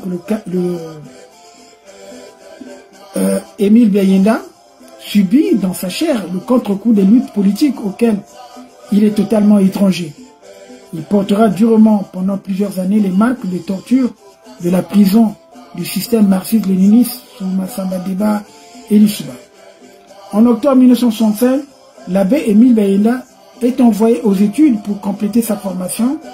Il étudie aux facultés catholiques de Lyon de 1965 à 1969. Ses études sont sanctionnées par une licence en théologie et un doctorat en sociologie. À la fin de ses études, il rentre à Brazzaville en mai 1969. Il est nommé vicaire à la paroisse Saint-Esprit de Mungali. Le 18 février 1970, il devient vicaire épiscopal, chargé de la coordination entre les diverses œuvres d'apostolat et commissions diocésaines. Le 7 mars de la même année, donc en 1970, l'abbé Émile Biayenda est nommé archevêque coadjuteur de Brazzaville avec droit de succession. Il est donc ordonné évêque à Rome le 17 mai 1970 par Monseigneur Pignedoli, alors secrétaire général de la Congrégation pour l'évangélisation des peuples. À la mort de Monseigneur Théophile Bemba, donc le 14 juin 1971, il occupe le siège métropolitain de Brazzaville. Le vendredi 2 février 1973, il est créé par le pape Paul VI cardinal. Il lui imposera donc la barrette cardinalice et le 5 mai de la même année à Rome. Il revient à Brazzaville le 9 mai 1973, au cours duquel la chrétienté lui réserve un accueil très chaleureux. Le 20 mai 1973, il célèbre sa messe d'action de grâce au stade Eboué, entouré du cardinal Joseph Maloula, du délégué apostolique, Monseigneur Tagliaferri, des évêques d'Afrique et du Congo, et de nombreux prêtres. Malgré donc la grande pluie qui s'était abattue dans la ville, le stade était plein à craquer et des fidèles sont venus de partout, et même du monde entier. Alors je vous signale également, c'est en juin quand il va faire le premier repas en famille dans la rue Jeanne d'Arc, auprès de son frère cadet, Antoine Miekoutima, et je serai convié donc à ce repas familial. Alors je veux parler donc de son enfance et de sa première éducation. Comme je vous ai dit, il est né donc à Vinza, ce petit village, c'est un Diatakolo, comme disait son frère Antoine Miekoutima, qui est décédé en novembre dernier, donc novembre 2021.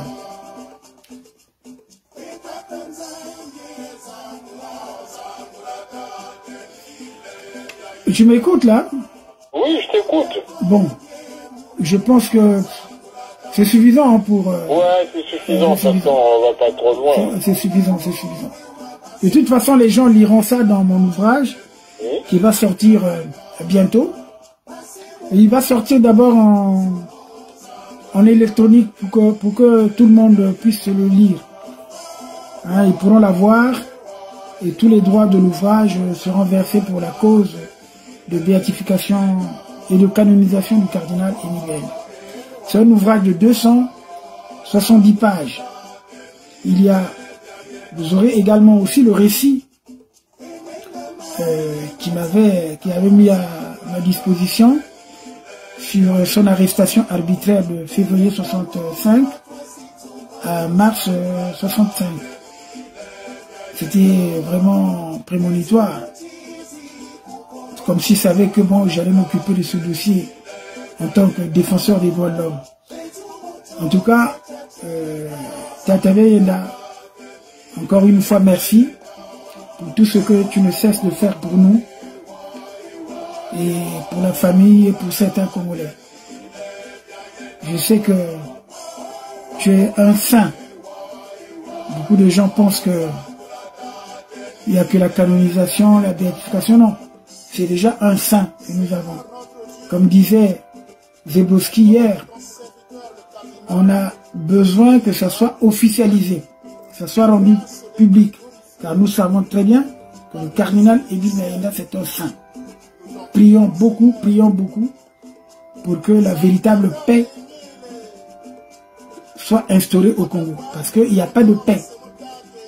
On vit dans la terreur. Allez, je te laisse la parole puisque il nous reste à peu près 3-4 minutes. On s'approche de 22h30. Mais moi, maître, moi, c'est beaucoup plus sur je pense qu'on sera sur le cardinal après. Oui. Moi, c'est sur Père Kizanga, qui a été vraiment quelqu'un qui avait anticipé aux enjeux, quelqu'un qui nous a montré comment doit être l'armée, que l'armée doit être... Mais c'est pour ça que je t'accorde les 5 minutes. Si tu veux rebondir sur ça, tu rebondis et puis on va clôturer. Oui, mais c'est ça, non, mais parce que moi c'est sur ça, parce que ça fait toutes les dérives que nous voyons aujourd'hui, la faute à Marien Ngouabi d'avoir trahi ses amis officiers, et on dit que non, on ne pouvait pas être comme ça, d'avoir tribalisé l'armée, voilà. D'avoir séparé l'esprit de corps. Voilà. Tu devais avoir cet esprit de corps. Quand tu es militaire, tu vas à la retraite comme les autres. Voilà. Tu viens, tu fais ton métier de militaire. Non, je voulais dire que Kiganga aimait bien son métier, la discipline de son métier, évoluer dans son métier, être honoré par le métier de militaire et devenir une figure nationale et patriotique. Voilà. Et de ne pas s'ingérer du politique, d'être là, d'accompagner le pays. Et donc la raison de Kiganga aujourd'hui trouve de la grande valeur pour dire que non, c'était des officiers valeureux qui ne voulaient pas détruire l'armée. Alors qu'aujourd'hui, Ngouabi a commencé à détruire l'armée. Et à la fin, c'est Yombi et Sassou qui ont parachevé cette œuvre.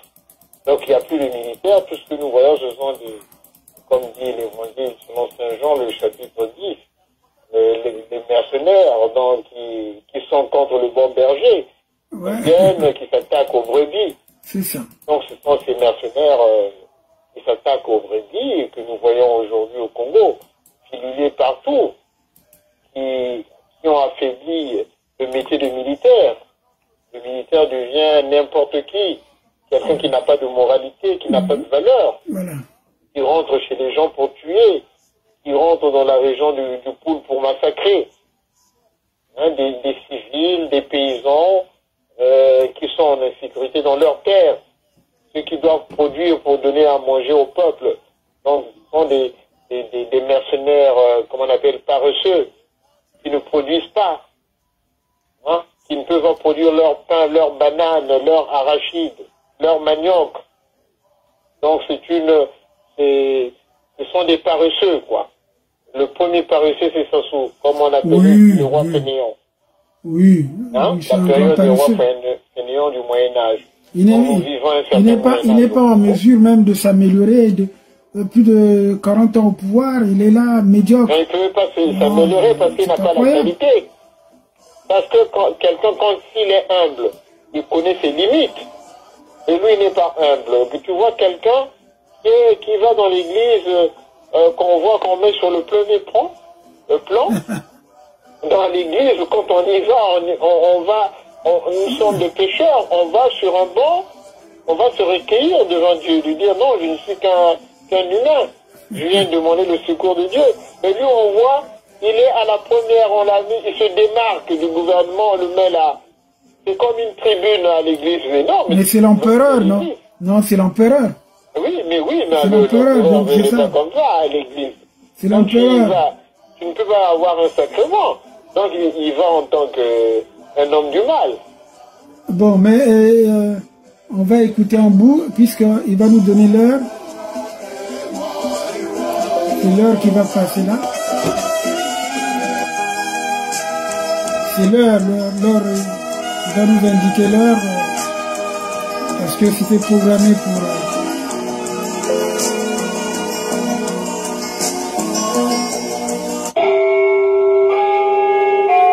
Forum FM 105.8, la radio des droits de l'homme. Il est actuellement 22h30. Tu peux continuer, hein? On nous a donné l'heure. Surtout, il faut souligner leur mémoire. Tous ceux qui sont tombés là, les commandants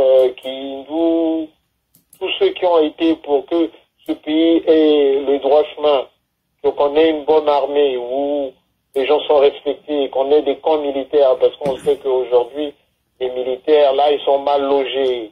Ils mangent mal, ils n'ont rien. Ils n'ont pas. Est-ce qu'il n'y a plus d'armée? Oui, c'est ce que je disais aux gens. Quand Sassou va partir, nous allons dissoudre l'armée. Ça, c'est clair. Nous allons dissoudre l'armée.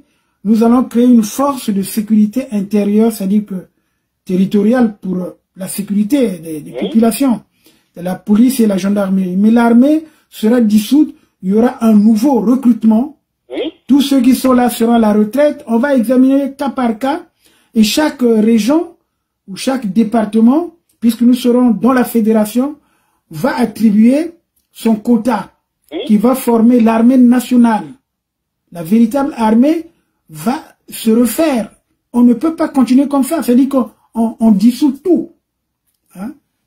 Et on va mettre les gens à la retraite, anticiper. On dit, bon, mais écoutez, bon. On n'a pas besoin de ces généraux d'ailleurs qui sont des générations de fabrication. Mais il a nommé des généraux... non, c'est les généraux de pacotille. Par rapport au principe, ils sont gardiens...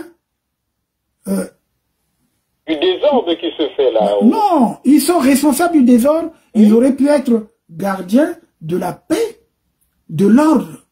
Mais ils ne peuvent pas parce qu'eux-mêmes, ils ont l'âme de la tuerie. Ben voilà. Ce sont les enzymistes. Les enzymistes, d'ailleurs, les Congolais oublient. Les enzymistes qui sont entraînés par le groupe Wagram. Ah oui. Le groupe Wagram est à Tchambicho, en train d'entraîner les militaires de Sassou. Alors, on va dire quoi? C'est pas pour rien que Sassou n'a pas condamné ce qui se passe en Russie et tout. Une invasion, on condamne d'abord, avant de voir les autres d'à côté. Oui, mais aussi notre, comment on appelle, le problème de la Russie avec, comment on appelle, l'Ukraine. Oui. Nous n'avons pas tellement à assimiler parce que... Non, ça c'est un autre volet. On va en parler plus tard. Oui, c'est un autre volet. C'est déjà au niveau du principe. Parce que moi, je l'ai dit à une émission, j'ai dit tout simplement, même si Poutine avait raison, il a perdu la raison parce qu'il aurait pu, comme il a fait pour la Crimée, les gens avaient compris, il a récupéré la Crimée. Maintenant, il voulait prendre le Donbass et autres. Mais c'est à lui de dire, bon, mais écoutez, moi, pour ma sécurité, je vous pose une condition. La condition, c'est que l'Ukraine qui est à la porte de la Russie, pratiquement, l'Ukraine, c'est presque la Russie.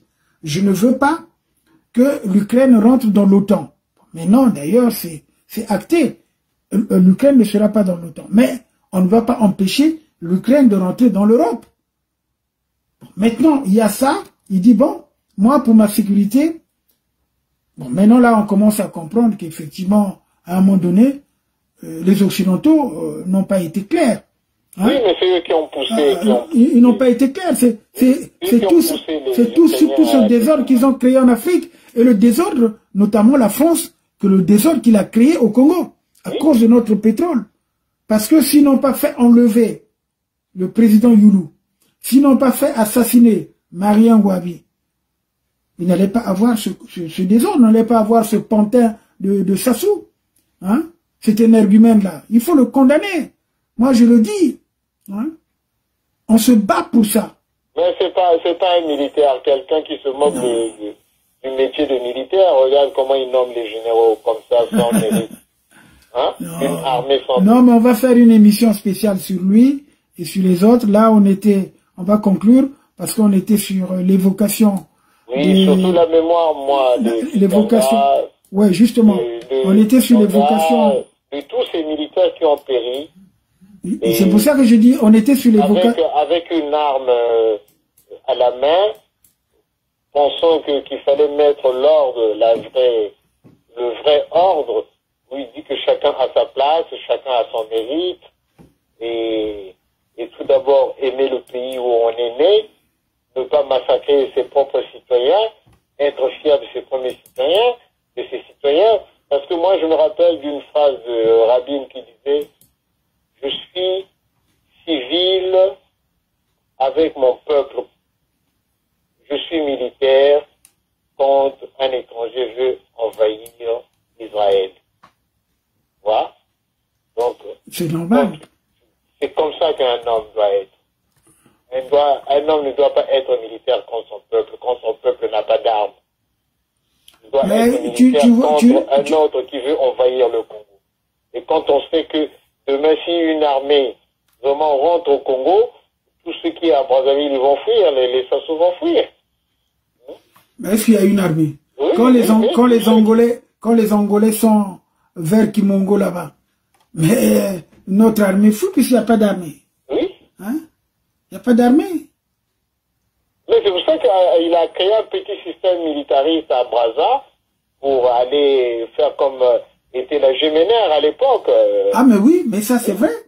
C'est vrai, mais ce qui se passe, les enlèvements, oui. Hein, les intimidations, les gens qui sont exécutés chez eux tranquillement, ils n'ont rien fait. C'est pas des gens qui sont riches, qui ont... Encore si vous avez fait un hold-up et tout, il n'y a pas d'emploi, tu utilises la haine. Et des citoyens qui devaient vivre en fraternité entre eux, échanger les renseignements, qu'est-ce que nous devons faire, les compétences, tout ça, ça n'existe pas. Donc tout est ennemi. L'ennemi est l'ennemi. Il n'y a pas d'amis. On n'a pas d'amitié au Congo. Nous ne sommes pas encore arrivés à une société humaine et humaniste. Tout ce qu'ils font là, ils se moquent de la maçonnerie, tout ça. Hein? Ils se moquent de tout. On se moque de Jésus, on se moque de l'Église, on se moque de la maçonnerie. Donc, tout est fait à l'envers. Ouais, tout est fait à l'envers. C'est un pays qui vit à l'envers. Donc, il n'y a pas de savoir, quoi. Comme Kigana disait, non, il faut avoir un savoir militaire. Celui qui a un savoir militaire, il est fier d'avoir le savoir militaire. Avec ce savoir militaire, il s'élève. C'est en s'élevant qu'on devient un général, un colonel. Et quand on est comme ça, on n'est rien du tout. Parce que les nominations, ce sont des désirs personnels d'un homme. Qui te nomme à quelque chose dont tu ne mérites pas. Voilà. C'est ça le Congo. Et donc, nous avons rendu hommage à nos grands, à ces patriotes, à ceux qui sont morts. C'est surtout ça. Je voulais bien une émission où nous faisons l'évocation de nos martyrs, parce que ce sont des martyrs, les gens qui sont battus pour la démocratie. Oui. Bon, donc, ils sont là. Supposons que Kiganda avait réussi en 70, on ne serait pas là. Il n'y aurait pas eu ces morts-là. Bon, on n'allait pas parler. On devait être bien, on devait restaurer, on devait au moins vivre cette unité. Il y aurait eu le retour de Youlou au Congo, puisque les gens lui ont reproché d'être youliste. Il avait raison. Kiganda avait raison. Au fait, il y a aussi un point qu'il faut souligner. C'est ça que je disais que il faut que j'arrive à joindre l'abbé Yangissa, Joseph Yangissa. Je lance un appel pour que l'abbé Joseph Yangissa puisse me joindre au téléphone, puisqu'il a mon numéro de téléphone, afin qu'on fasse une émission comme on le faisait à Brazzaville, parce qu'à Brazzaville, lui avec son mouvement, la devise, il venait souvent parler. sensibiliser l'opinion. Et j'appréciais beaucoup, surtout les femmes de la devise qui étaient courageuses, qui ont dit les choses pour mettre en garde Sassou, malheureusement. Oh, mais Sassou, il est perdu, il ne peut pas écouter. Hein, donc, l'abbé Yangissa, si vous m'entendez, faites de votre mieux pour vous rapprocher de moi, afin qu'on fasse une émission spéciale sur ce que vous avez souligné concernant le corps du premier président de la République du Congo, c'est-à-dire l'abbé Fulbert Yulu, parce qu'il est question que Sassou, il impose qu'on enterre le corps du premier président rapidement. Oui, mais il n'a pas ce droit-là. Alors, donc comme il a échoué en prélevant les organes du cardinal Émile Bayena, il va encore achever pour une seconde fois le président Fulbert Yulu, à qui il a déjà pris quelques indices de son corps. Je ne vais pas citer, mais je le sais. Ah, donc il a prélevé les indices du corps. Oui, le corps de Fulbert Yulu. Ouais, mais donc, voilà. Et bon, ça, nous avons certains témoignages. C'est pour ça qu'il s'accroche au pouvoir. Ouais, mais parce que c'est un sorcier qui a fait n'importe quoi. Hein? Oui, mais moi, il ne m'aura jamais. Et je le dis, Sassou, tu ne pourras pas m'avoir. Tu ne m'auras jamais. Hein? C'est moi qui va t'enterrer, qui va assister à ta mort. Voilà. Mais là, il ne peut plus. Bon, allez. J'ai dit ce qu'il fallait dire. Diffuser ça. En tout cas, nous n'avons pas peur de dire ce que nous pensons parce que nous avons la foi pour notre pays. C'est pas des gens qui bricolent. Aujourd'hui, ils sont avec Sassou. Ils vont aller vendre les gens. Alors, ceux qui sont sérieux, c'est eux qu'on calomnie. Alors, battons-nous pour sortir ceux qui sont en prison. Hein, pour faire la paix dans le pays, pour faire une véritable conférence nationale encore, comme le souhaitait Maître Moudi Renaud Massengo. Donc, voilà. Donc, c'est ça que je voulais dire. Voilà. Et je voulais aussi dire aux gens,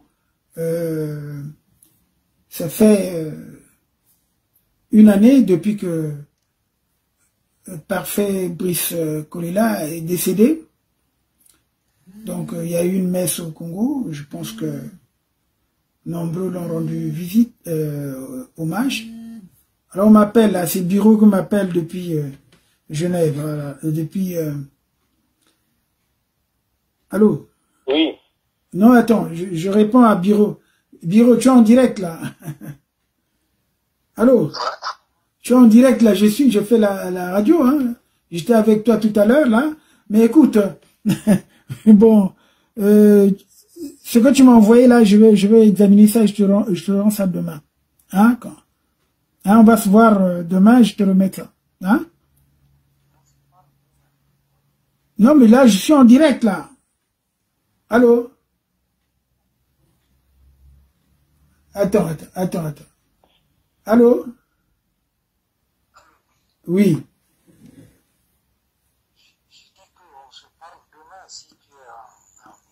Non, mais là, je suis en direct, je fais une émission. Si tu veux saluer les auditeurs, tu les salues, ils vont t'écouter. Hein, demain, on se voit, donc on travaille. Hein, ne t'en fais pas. Hein, sur les résolutions, notamment... Hein. Attends, il n'y a pas de volume là, attends. J'ai essayé de faire le volume. Attends, et parle. Oui, bonjour à tous les auditeurs qui m'écoutent sur les antennes de la grande radio du Forum des droits de l'homme et des peuples en Afrique. L'information est capitale et aujourd'hui, pour sensibiliser les citoyens sur leurs droits et devoirs. Et donc, je salue le travail remarquable que fait Maître Maurice Massengo et son équipe, qui mérite un soutien de la diaspora panafricaine dans sa diversité. Et comme vous le savez, nous sommes en ce moment en pleine session de la 49e session du Conseil des droits de l'homme qui se déroule à Genève. Et l'actualité internationale et le Conseil a été beaucoup impacté et influencé par la crise ukrainienne.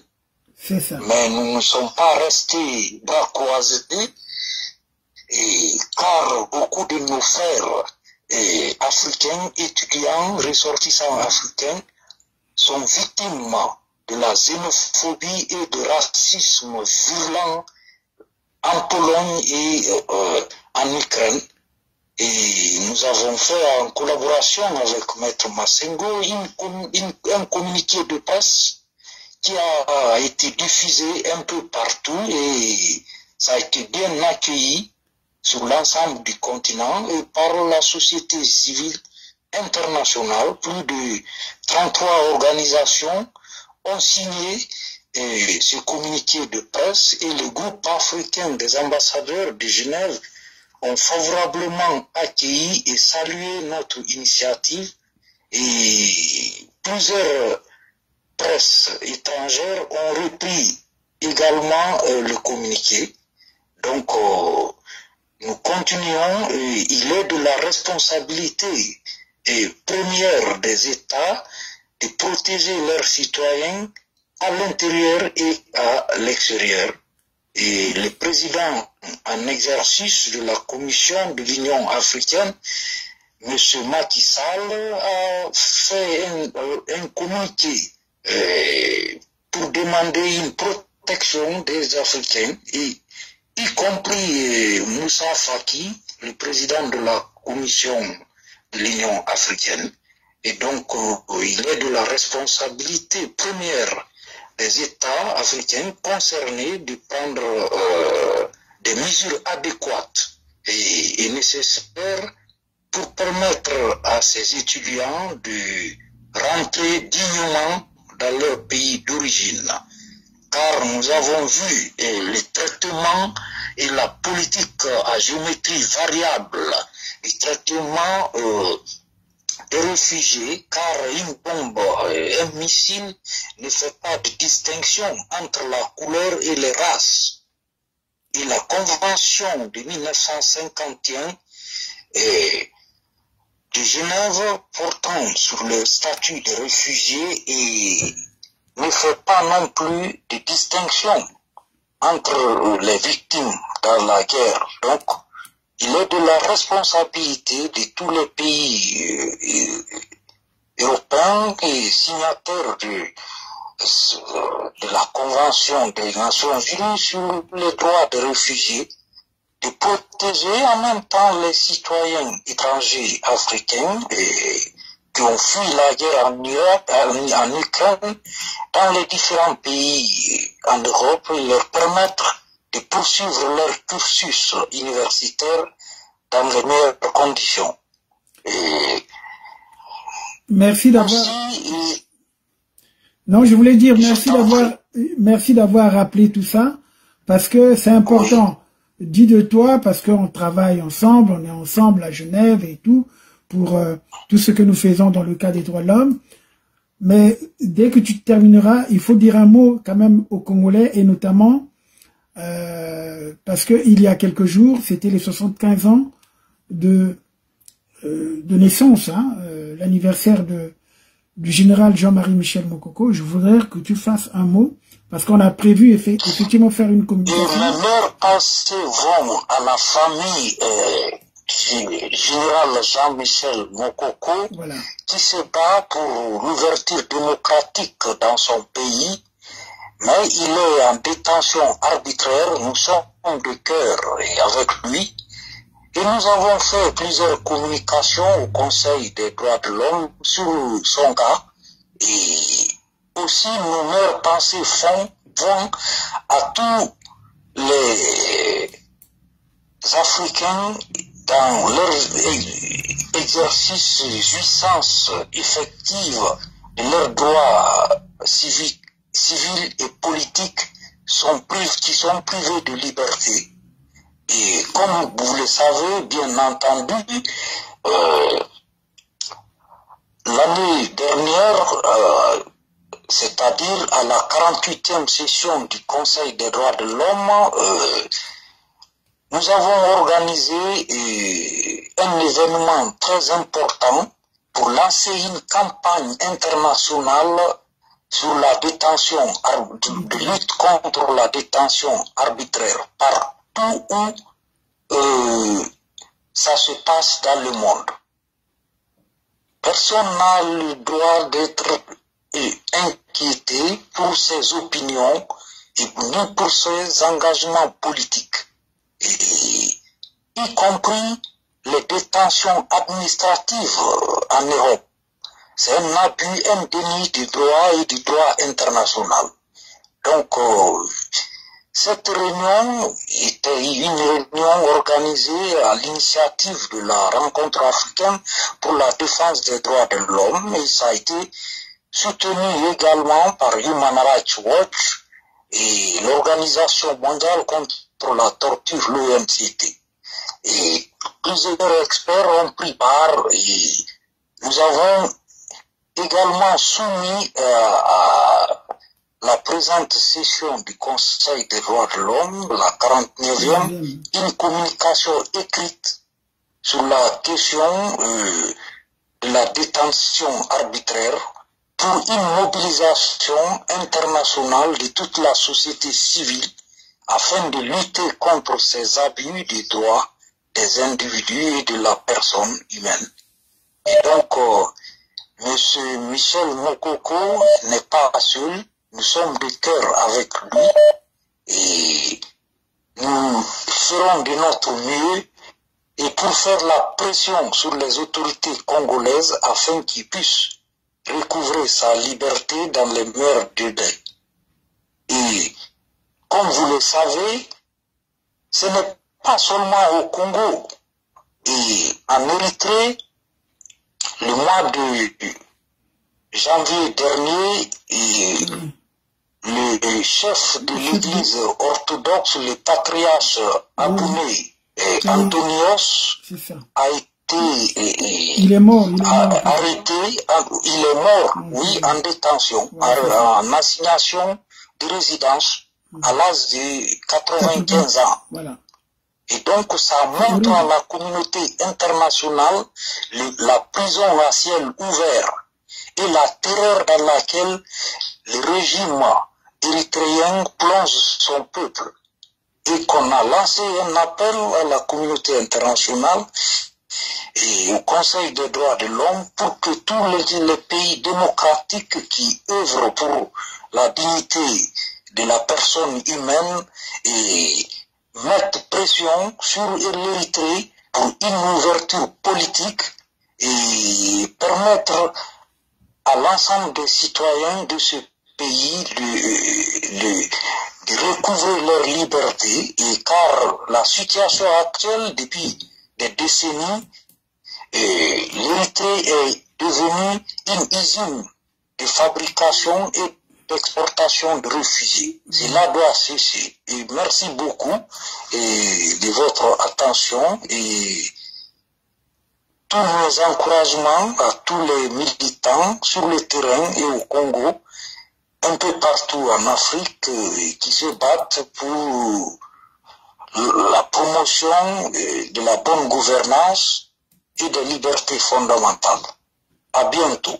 Merci beaucoup, mon cher Biro, pour cet éclairage. Et donc, à demain. Donc, on se voit demain. Il n'y a pas de problème. Allez, on fait comme ça. Je te souhaite une bonne nuit. À bientôt. À bientôt.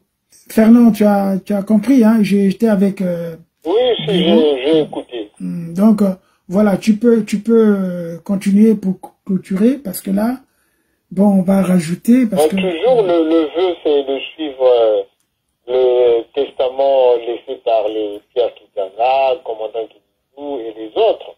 Voilà. Que naisse véritablement une véritable armée nationale au profit des citoyens. Voilà. Non pas pour un homme qui vient pour massacrer, pour créer des rébellions comme Chintouni.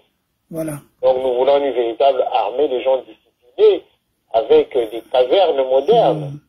Il faut créer des casernes, que chaque région ait une caserne. Voilà. Chaque région où ces militaires qui sont là, qui sont des natifs du coin, hein, Et ça va assurer la sécurité du coin, comme dans un État fédéral. C'est ça. Ouais, donc les natifs, tu vois, c'est pas n'importe qui peut venir dans la région du Poul. Si tu es affecté dans la région du Poul, parce qu'on a compris que tu as des qualités données d'un militaire qui est nationalement compétent, c'est pour ça qu'on t'envoie. Même si quand tu es du Poul, on t'envoie au nord, il faut voir que tu as des qualités d'un militaire qui est citoyen et qui est national. Donc on ne pourra pas envoyer n'importe quel militaire dans une région donnée, sans qu'il ait la qualité. Donc nous voulons une armée de qualité et non une armée médiocre. Donc voilà. Ça c'est le testament des Ganga, l'armée dans les casernes, une armée muette qui ne se mêle pas de politique et qui exerce son métier noblement et qui un militaire qui commence sa carrière et qui va à la retraite et qui est respecté. Donc, tel qu'on a vu les images à l'époque où on a commencé à former les militaires, ce Youlou, et on leur apprenait à faire l'agriculture, pas mal de métiers. Ça, c'était la vocation que Youlou voulait de l'armée. Oui, il faut que l'armée de métier, c'est ça. C'est-à-dire que faut que les militaires soient outillés, hein. Mais quand ils terminent, ils peuvent avoir son lopin de terre. Oui, mais à l'époque, à l'intendance, ils fabriquaient des chaussures, voilà, des tenues, il y avait toute une... Ah oui, il y avait aussi du pain et tout ça. Il y avait tout, quoi. Vraiment de confection qui permettait qu'à nos militaires soient respectés. Je pense que... C'est pas comme les fainéants du Congo, là. Les présidents fainéants, les ministres fainéants, toute l'administration fainéante, tout ça. Avec le potentiel qu'on a, le Congo, c'est un pays prospère. Hein, les gens se moquent de nous. Non, lui, Biro, c'est un Guinéen. Faire mourir. Hein, donc, oui, quand tu n'as pas les capacités d'être président, ça ne sert à rien d'être président. Tu n'en as pas. Bon, voilà, maître, c'est là la conclusion. Voilà, le testament de Kiganga, commandant Kindu, une armée pas au service d'une tribu ou d'un homme, une armée au service d'un peuple, d'une nation, avec un métier, avec un rôle donné, spécifique. Donc voilà. Voilà. On termine avec la chanson que tu aimes.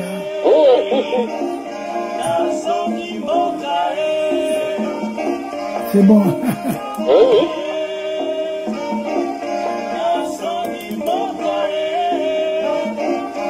Nous allons retourner dans notre pays. Hein, demain soir, on pourra faire une autre émission. Oui. Hein? Oui. Comme je sais que tu seras dans une certaine situation, bon, on fera attention. Oui, c'est bon. Vendredi. C'est vendredi plutôt, oui. Vendredi. Ah, c'est bon. Ouais, donc, on verra. De toute façon, demain, on verra. Oui. Parce que c'est en fonction aussi du déroulement de ce qui se passe à Genève. Parce que si je suis fatigué, je ne serai pas en mesure de le faire. En tout cas, merci de ta disponibilité. Oui. Alors, ce que nous avons fait, on va faire une synthèse qu'on mettra sur YouTube. Oui. Donc voilà, maître, merci beaucoup aussi. Ouais. Merci à tous les Congolais, à ceux qui nous ont suivis. Il y a beaucoup d'auditeurs, justement. Bon, on ne peut pas les citer, hein. Vous savez, on vous citera lorsque vous intervenez directement. Il faut intervenir, c'est votre radio, hein. Oui. Les gens ne veulent pas intervenir. Pourquoi vous avez peur d'intervenir? Non, mais ils ont peur. Vous intervenez seulement. Ah oui, mais il y a un tel. Bon, c'est vrai que c'est pas le même style. Oui. C'est pas le même style. Eux, c'est les blocs de communication. Bon, nous sommes une radio reconnue. Nous avons le statut à l'IUT à Genève. Donc, nous sommes en train de chercher un satellite qui va nous adopter. Et puis, bon, je pense que il est temps. Oui.